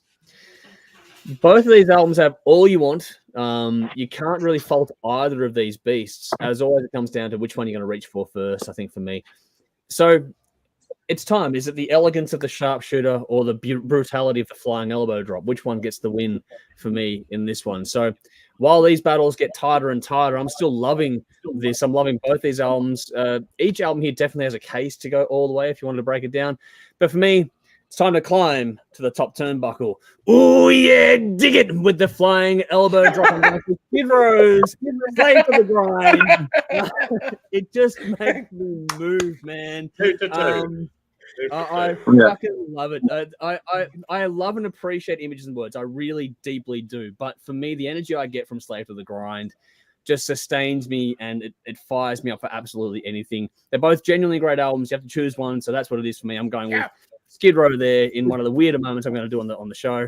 So hopefully you enjoyed that one, which means Dave, you potentially have the decider here. No, he's going with Slave to the Grind. I know him. and Andrew, you should have gone Bret Hart, Shawn Michaels. That's like WrestleMania 12. That was the pinnacle. Shawn Michaels certainly represents Skid Row. Bret Hart represents Dream Theater. You fucked that up. You wanted to do the Randy Savage thing, but you fucked it up. Okay. Anyway, Jolie loved it. So on Discord, Jolie's gonna love it. So there you go. So whatever. Yeah. Okay. Now, Jeff wasn't going to go in depth. Obviously, I am, because holy fuck, do you see these two bands? Okay. Have you heard tonight? We've had Ghost, we've had Carmeria, we've had Aerosmith, and now we've got Dream Theater and Skid Row. Hand me the tissues, hand me the fucking Vaseline, because my God, it's going to get fucking messy. All I can think of right now is Pip. This is a soggy dream come true. This is a soggy dream come true, motherfucker. And we're starting with this cunt. Slaves to the Grind, Skid Row. Right.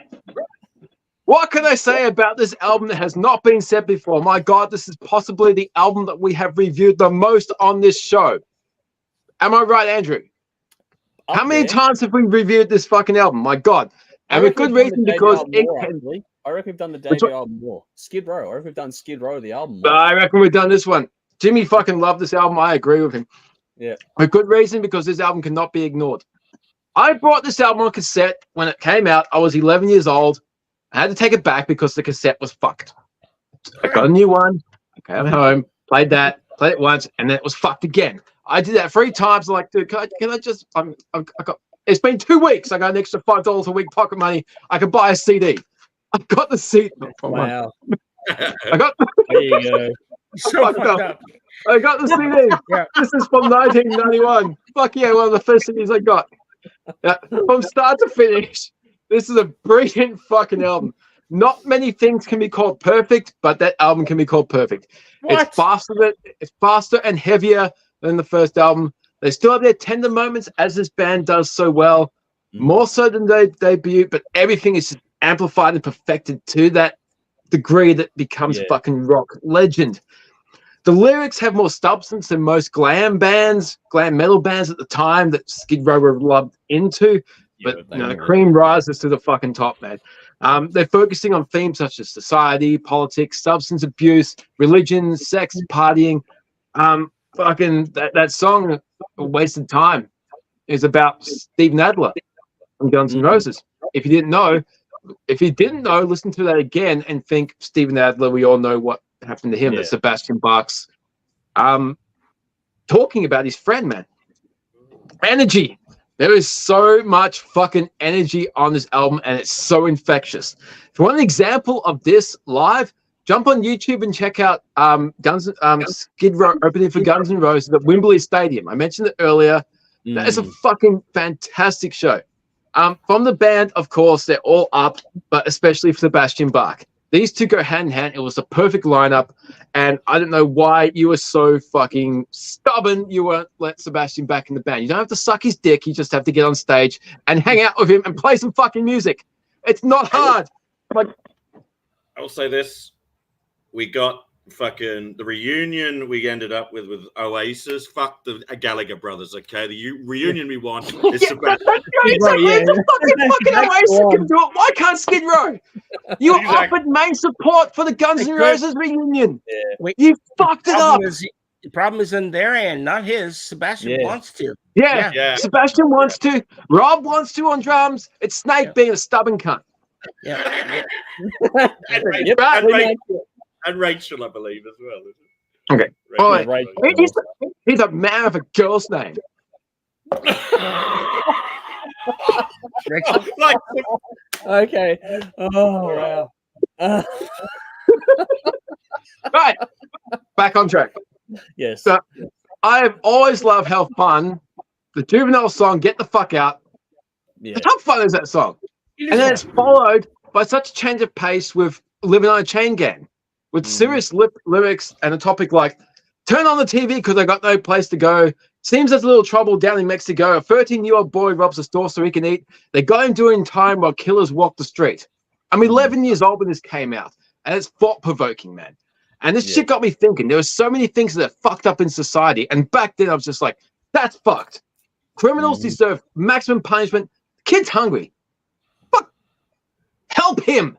Yeah. There's a lot of pissed off things. There's a lot of things that are fucked up in society. Let's get pissed off and let's do fucking something about it. And that's what this album, that's the type of energy that a song like that. You get the fun shit like Get the Fuck Out, and then you get serious stuff like Living on a Chain Gang. In addition to the serious stuff, because you don't want to be all serious and miserable all the time. You want some cocky, raw, fucking rock and roll attitude, some swagger and some charisma. Monkey Business, Mud Kicker, fuck, that's a cool song. And Creep Show, they deliver all that shit, man. And it's Psycho Love. This is one of the songs that I'm sure is responsible for my neck being fucked up. Every time this song comes on, that's just one where you might bang your fucking head. It's as bad as anthrax. But as soon as that fucking riff kicks in, you're going to be banging your fucking head like a motherfucker. Now, ballads like Quicksand Jesus, In a Darkened Room, and Wasted Love, now not only are they fantastic lyrics, perfectly sung by Sebastian Bach, the guy's a fucking beast, but those guitar solos are truly amazing. Now, there's somebody on the fucking poll said that Skid Row only play 1 or 2 chords, 3 chords. Fuck off. This band is so underrated. They are so fucking good. They are so complex, and they have their easy songs. They're the complex songs, but fuck off, man. Just fuck off. Okay, listening to this at the age of 11, this set the standard for everything that I judge fucking rock and roll off. This is the pinnacle of everything that rock should be. It can and should be. This is fucking perfect. It's a shame that within a year of this being released, everybody was worshipping a cunt in a cardigan who stared at his shoes and bitched about how fucked up his life was. This is what rock and roll fucking should be. Fuck. Yeah, you're right. I gotta agree. I agree. Am I wrong? Yeah, I could not even begin to order the songs on this album in accordance to preference because everything is fucking awesome, all for a different reason. It hits me in every way music should. You know, themes, music, performance, composition, just fucking passion. Brilliant. It all makes a very diverse listen from start to finish. Heavy moments, softer moments, not just in terms of tempos, but themes and musicality as well. Catchy choruses, heavy riffs, ballads, tender moments, impressive guitar work, awesome singing, cocky attitudes. This is exactly what I want from an album. Right. Dream Theater. Oh, here we go. Yeah, they're all right. Skid Row win. Fuck, you're going to say that. Like, that's it.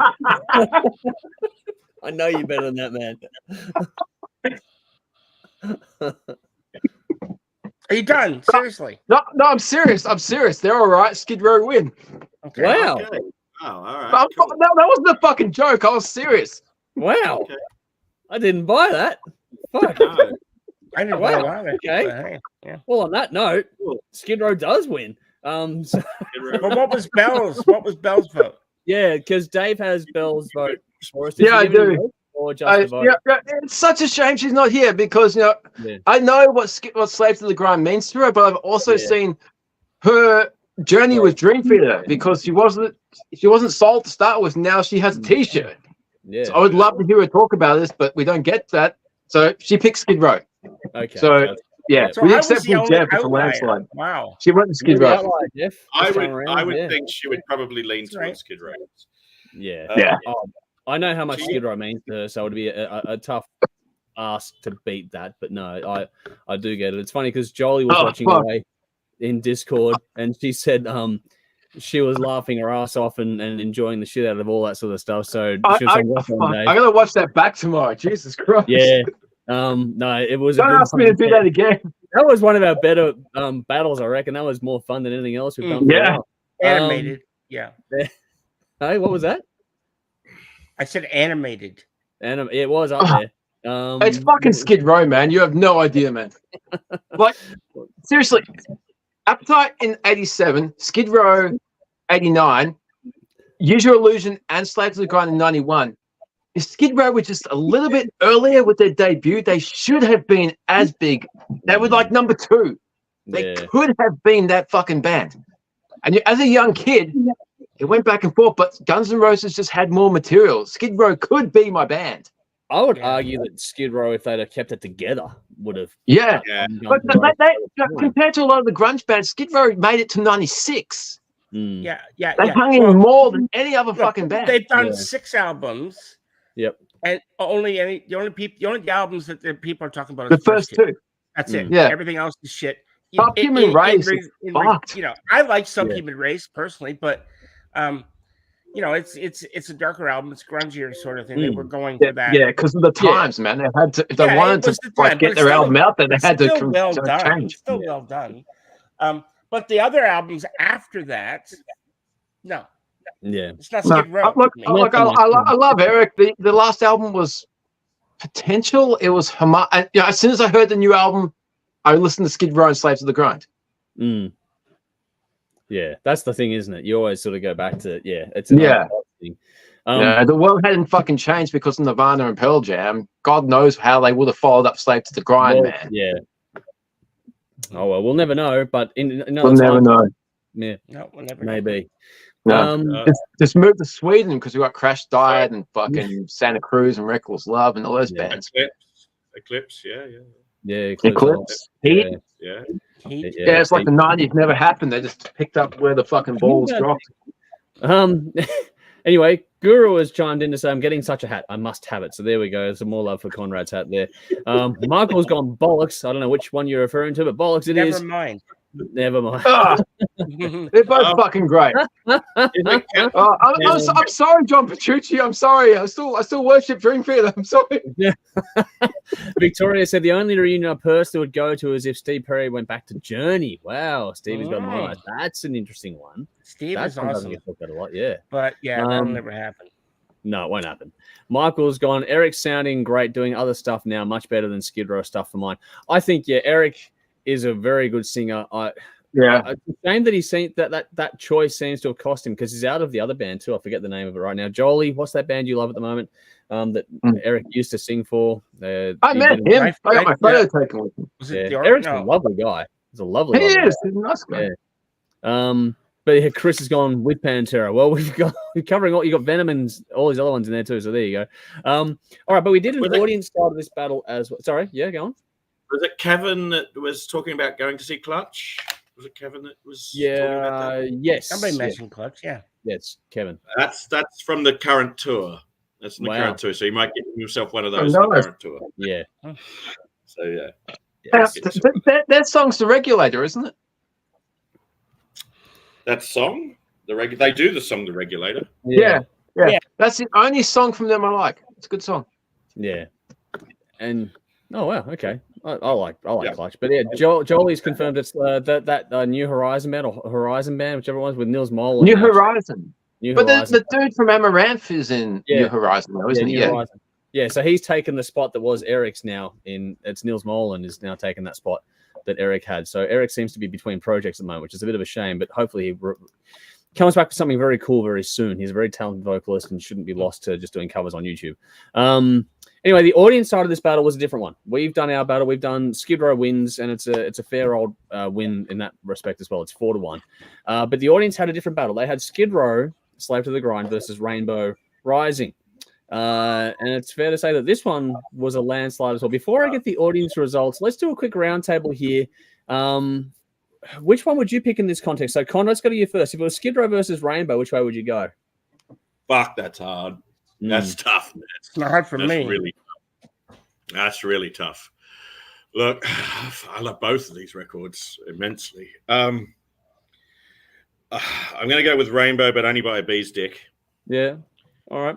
Only by a bee's dick, it only just gets it through. But I mean, different time periods, very different time periods. Like trying to compare apples and oranges, it's just fucking too difficult to choose between two. But I'll take Rainbow Rising.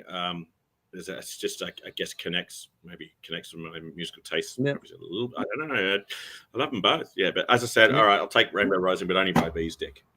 All right. And that's taking nothing away from Slave to the Grind. Yep. So take anything away. Jeff, which way would you lean?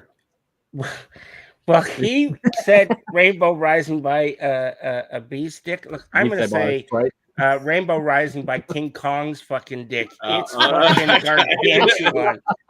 So, there's no comparison. Here we go. Yeah. Fair enough. Yeah. All right, I'll give you that. The song Stargazer alone is the Mount Everest of metal. I've said it many times. It is the Mount Everest. Yeah. Dave? Oh, Skid Row, easily, man. The fucking real life gritty themes and issues and all that type of passion will always win over the Dungeons and Dragons shit. Fuck, man, Skid Row wouldn't even vote for that album, their own album. They would have taken Rising. I don't care, man. Fucking personally, I will take real life issues, gritty themes over the Dungeons and Dragons shit. Man. I cannot get emotionally invested in fucking trolls and fucking rainbows and all that type of crap. You've never played D&D. You can't judge. Hang on a minute. I have to understand that I think the lyrics were metaphorical. I don't think they were. I love metaphors, dude. I love all that shit. But fucking, straight up gritty realism will always be more appealing. But what's really going to piss you off about Skid Row? What's really going to annoy you? They covered a Rush song. Yeah. The thing is about gritty realism. Covered a Rush track. When? They did. There's on that B-sides record. You know that. There's a Which Rush song? Like, which song? Because they use Psychotherapy, Little Wing, Delivering the Goods. I know it's on there, and I know it's a Rush track. It's probably the last track that I don't listen to.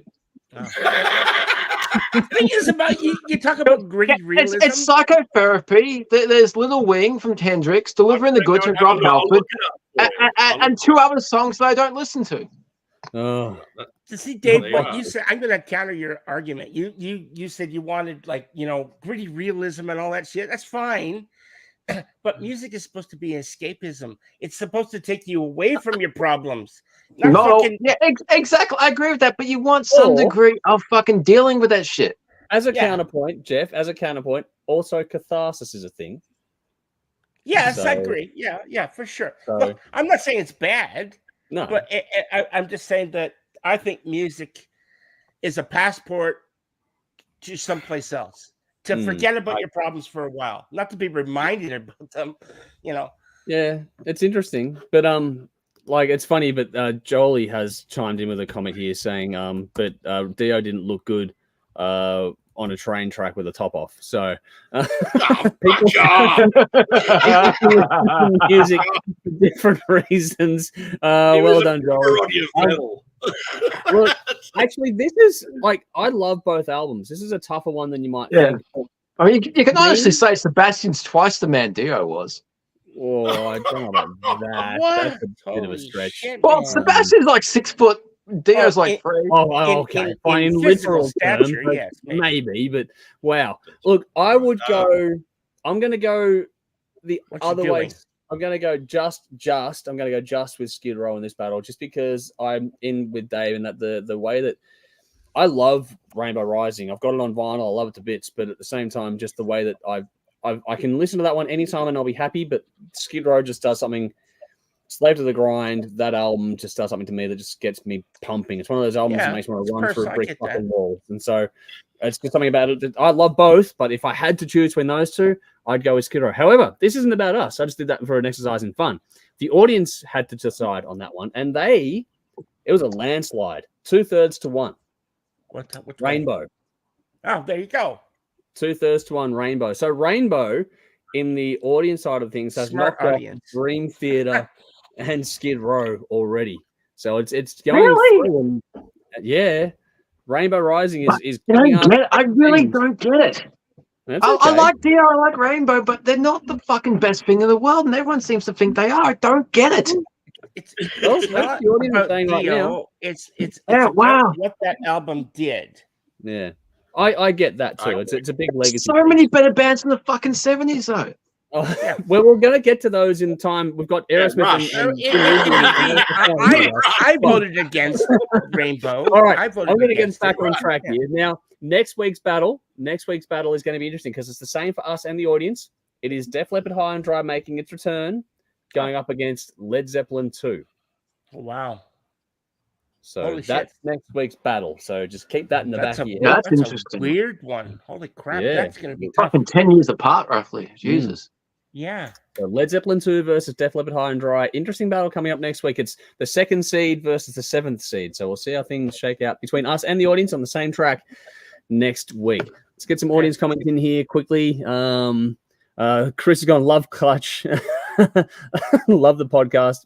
Very glad that you love the podcast so much, really. Kevin says, that's an awesome shirt, Conrad. The US tour will be different from the UK, though. They're doing Blast Tyrant in its entirety on this side of the pond. Can't wait. Wow, there we go. Kevin says, I have to agree with Jeff about King Kong's dick. Rainbow Rising all the way. Guru says, Skid Row with Rob Halford. Deliver the goods. Yes, that is good. That's a cool clip. Yep. That is. Yeah. Kevin says, Skid Row did What You're Doing, I believe. Yeah, what you're doing. Okay. Yeah, the Rush song. Yeah. There we go. Yes. Chris says, accept. Yeah, I always miss that song. What You Doing. Yeah, is the Rush cover song. I always skip that one. Exodus. He's just listing off all the metal bands now. Even before I knew who Rush was, I knew that song was shit. How you claim that you don't like Geddy's voice. Now you got fucking Sebastian Bach singing it, and you still don't like it. It's still a shit song. It's a great song. It's a shit song. Have you heard the album? Even like Dave 30 years ago would have said it's a shit song because I love Skid Row, but that EP that I have on CD, I only listened to the first 3 songs. They do Come On and Love Me. So they only the 4 songs. Psychotherapy, Come On and Love Me, Psychotherapy. What's that other fucking? Yeah. What's that? Psychotherapy, Come On and Love Me, Little Wing. There's 5 songs. There's another one. I'll go get it. Anyway, when Jolie made the comment about the train tracks and the shirt off, Michael chimed in saying, "You can sleep on the couch, Jolie." Just to throw a curveball in me, well played. Jolie, I've seen Dio live. He is fantastic. Yes, I was honored to see him, but I'm a Grin fan. What's Grin fan? I don't know what Grin fan is, but I'm a fan. I'm glad you saw Dio live. That's one of the few acts that I haven't seen that I will never get to see, obviously, but I would have loved to have seen Dio live. Yeah. Kevin says Skid Row can only cover a Rush song with John Rutsey on drums, probably not capable to play a cover of a Neil. And that's why they did it. Yeah. Well, what you're doing is John Rutsey. Yeah, fair enough. Chris says personal finance needs more Exodus. Well, that's probably true. Just before he passed. Oh, wow. Well done, Jolie. Well done. Here's the EP. Era. Yeah, okay. Era. Psychotherapy, Come On and Love Me, Kiss cover, Delivering the Goods, Priest, What You're Doing, which I never listened to, and the last song is Little Wing, Jimi Hendrix. I always skip track 4. There you go. Even as a young kid, I knew Rush sucked. You got issues. Here's one. Michael says should get Dave to do one on Avenged Sevenfold versus Manowar just to piss him off. Fuck you! You know I hate both those bands. Fuck you! They're coming All right. On that note, time to get on to the final stage of the show, which is where we get to the win and the bin of the weeks. Let's do the rounds. Dave, what is your win / and or bin this week? What have you got for us? Okay, I have a win and a bin. My bin is car troubles because I've been without a car for a week and I probably won't get it back to early next week. Continual sagas and the life of me. My win is discovering, I knew audiobooks were a thing, but they're actually subscribed up to the Audible app. But one of my local libraries has it where you can borrow a book on audio, return it in 20 days. It's not a physical thing. How do you have to return it? But yeah, a book I had to return that I wanted to read, I had to go back, and now I got it on audio. So that's pretty fucking cool. I'm in the world of 2024, which is good. Nice. Cool. There we go. Nice. Jeff, what have you got for us this week? My win is just I got to win, and that's just me on a couple weeks holidays. That's it. Yep. It gives me time to read, write. I've got a RPG, a role playing game coming up on Saturday before I'm off to go see Amaranth in the evening, and so I've got time to get everything ready for that, which is kind of cool. I'll be running it, so nice. It's a new game, a new system, so cool. I'm sort of throwing myself in the deep end. Yeah, awesome. Yeah, it's a cool system originally from Denmark, Sweden, maybe. What's the game? It's called Simba Room. SYM. I've heard of it, but don't know it. Yeah. BAROUM. Yeah, Simbarum. It's it's been around for a while, and it's dark horror fantasy. Dave would probably love it. Cool. Dark horror. Yeah, I like horror. Yeah. Games are too much fucking. Well, I'm gonna take great pleasure in scaring the fuck out of my players. I'm looking forward to that. That's it. Yeah. So, cool. I'll let you know how it goes. So that's my win, and I got no bin. I'm living the high life, living the dream. That's good. That's good. Conrad, what have you got for us? My win, getting laid last night for the first time in a while.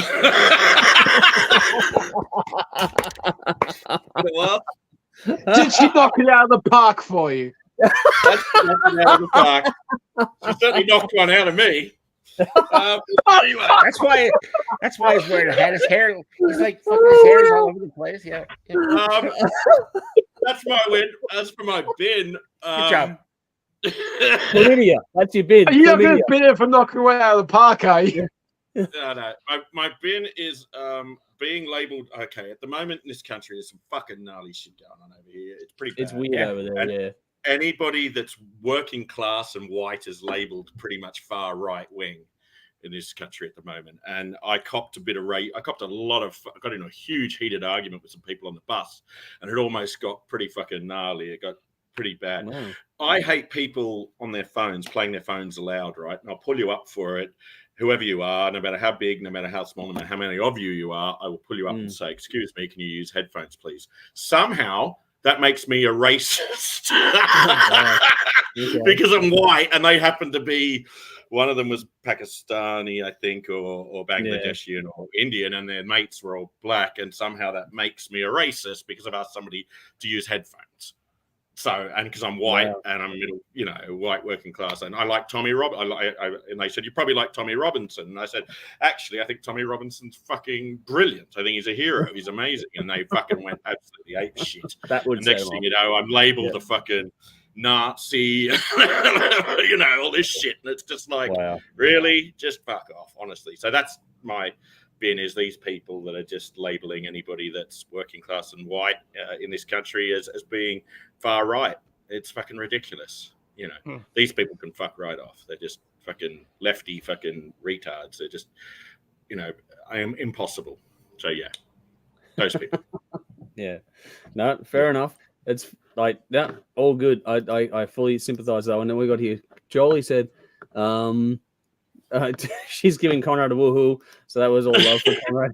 In the comment, Conrad's gone with Kevin's gone kind of the best win ever. So there we go. Gosh, Michael's gone cool. So if Conrad gives us any bad reviews, is it because he's a racist? Fucking hell. Basher says Eric Ronald will be singing in Michael Schenker's new album. Okay, that's cool. Good pickup. Nice. And Kat's gone, bin, the win in Melbourne is fucking insane. Okay, is it windy? It is. It's so fucked up at the moment. Wow. Okay, that's shit. Win, my birthday gathering Saturday night was grouse, 10 shots. There we go. Happy birthday for last Saturday, Kat. Hope you had a great time. Jolie's gone, at least not on the couch, Conrad, like she is tonight later on. All right. My win and bin this week, before we get out of here, is, you guys know, but I don't know if everyone else there knows, but Jodie's back in Melbourne at the moment, taking care of like just getting things out of storage and seeing the kids and that kind of stuff. And she's, having a couple of weeks off after she finished up her job. So the bin is kind of how that disrupts your entire flow. So just this whole thing where the energy is very different in the house. Excuse me. When you come home and there's just like, I love my dog, but when it's just me and the dog and there's no other person coming in and out anymore after you've been doing it for so long, that's very, very weird, that feeling. You never quite get used to. So just putting in the bin that both myself and Jodie are very much looking forward to, myself and the dog, Cedar, are very much looking forward to Jodie coming home again mid to late next week. So we're looking forward to that. But the win on the flip side of that is I have a very, very snuggly Great Dane. He's looking for a lot of cuddles and a lot of attention. And he's even right beside me now as we do this one. So, whatever attached me there before is even stronger now because it's just me and him at the moment. So he's sort of like going, give him a hug from us. Yeah, so he's right with me. So it's all good. But no, wins and bins, but yeah, next week hopefully things will be a bit different as things go along. My win will probably be getting some stuff back, like my guitars next week. That'll be cool. Nice. That'll be happening. Jody's already bookmarked those or earmarked those in the car, so that's happening. Yeah. Jolly's gone puppy love and say hi to Jody. Will do as he stirs beside me here. Sparksy says, "Go watch Varvik while you have no misses at home to annoy you." I have no idea what that is. Varvik. I don't know. Scandinavian. What is it? I don't know. Does it mean Vikings?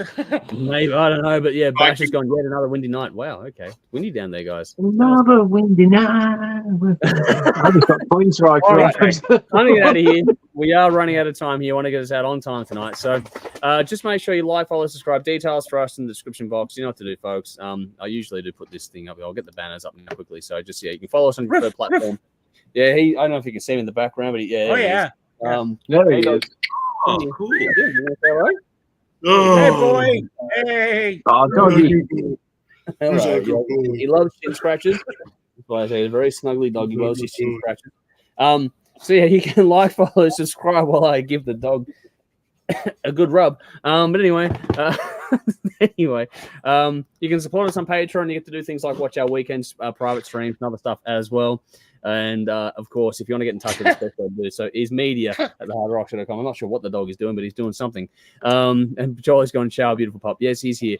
Kevin says, "Have a great weekend, everyone." Thank you. We will likewise. Sparks says about Germany invading Norway. Okay, I'll check that out. Michael says night all. All right, final bits of business here. Check us out on TV, Channel 31, 10:30 p.m. Saturday night in Melbourne, and 10:30 p.m. Thursday night, Channel 44 Adelaide. Though it's about now, it's going to kick off on Channel 44 Adelaide. So yeah, follow those programs. I think this week's broadcast, and which is this Saturday, which follows on to next week, is the new interview with Carmeria, actually. So that is coming up on Saturday night as well. It goes on Channel 39. It's a 2-hour episode. You're going to go back to our 2017 interview with Acolyte as well, which would be pretty cool to go through as well. So there's a couple of very cool interviews in that episode. I thought those two bands would go hand in hand with each other. Carmeria and Acolyte fit together nicely. So in a 2-hour episode on Channel 44 in Adelaide, you'll get the 1-hour version, which will be the new Carmeria feature segment, a bunch of new tunes around that as well. Yeah, whether you're watching now live with us or watching later on, we thank you for your time. Hopefully you've enjoyed the show. Make sure you give us your thoughts. Let us know where you're watching from, if it's your first time, all that sort of stuff as well. And yeah, check out the description box, like I was saying, for reference tracks and everything else. In case you missed something here along the way, there's everything you need in the description of this show as we go through things. But a big thank you to Dave, also to Jade from earlier on tonight, to Belle, who's not here with us, but who did put in a mountain of work behind the scenes and getting the polling work done, and get well soon, Belle. A big thank you to Conrad and to Jeff, of course, as always, too. So we thank you guys for taking the time, and we'll see you all again, same time and place next week. Until then, folks, you all know what to do. As always, I'm Andrew. We'll see you soon. Until then, drink up, rock on. Drink up, rock on. Cheers.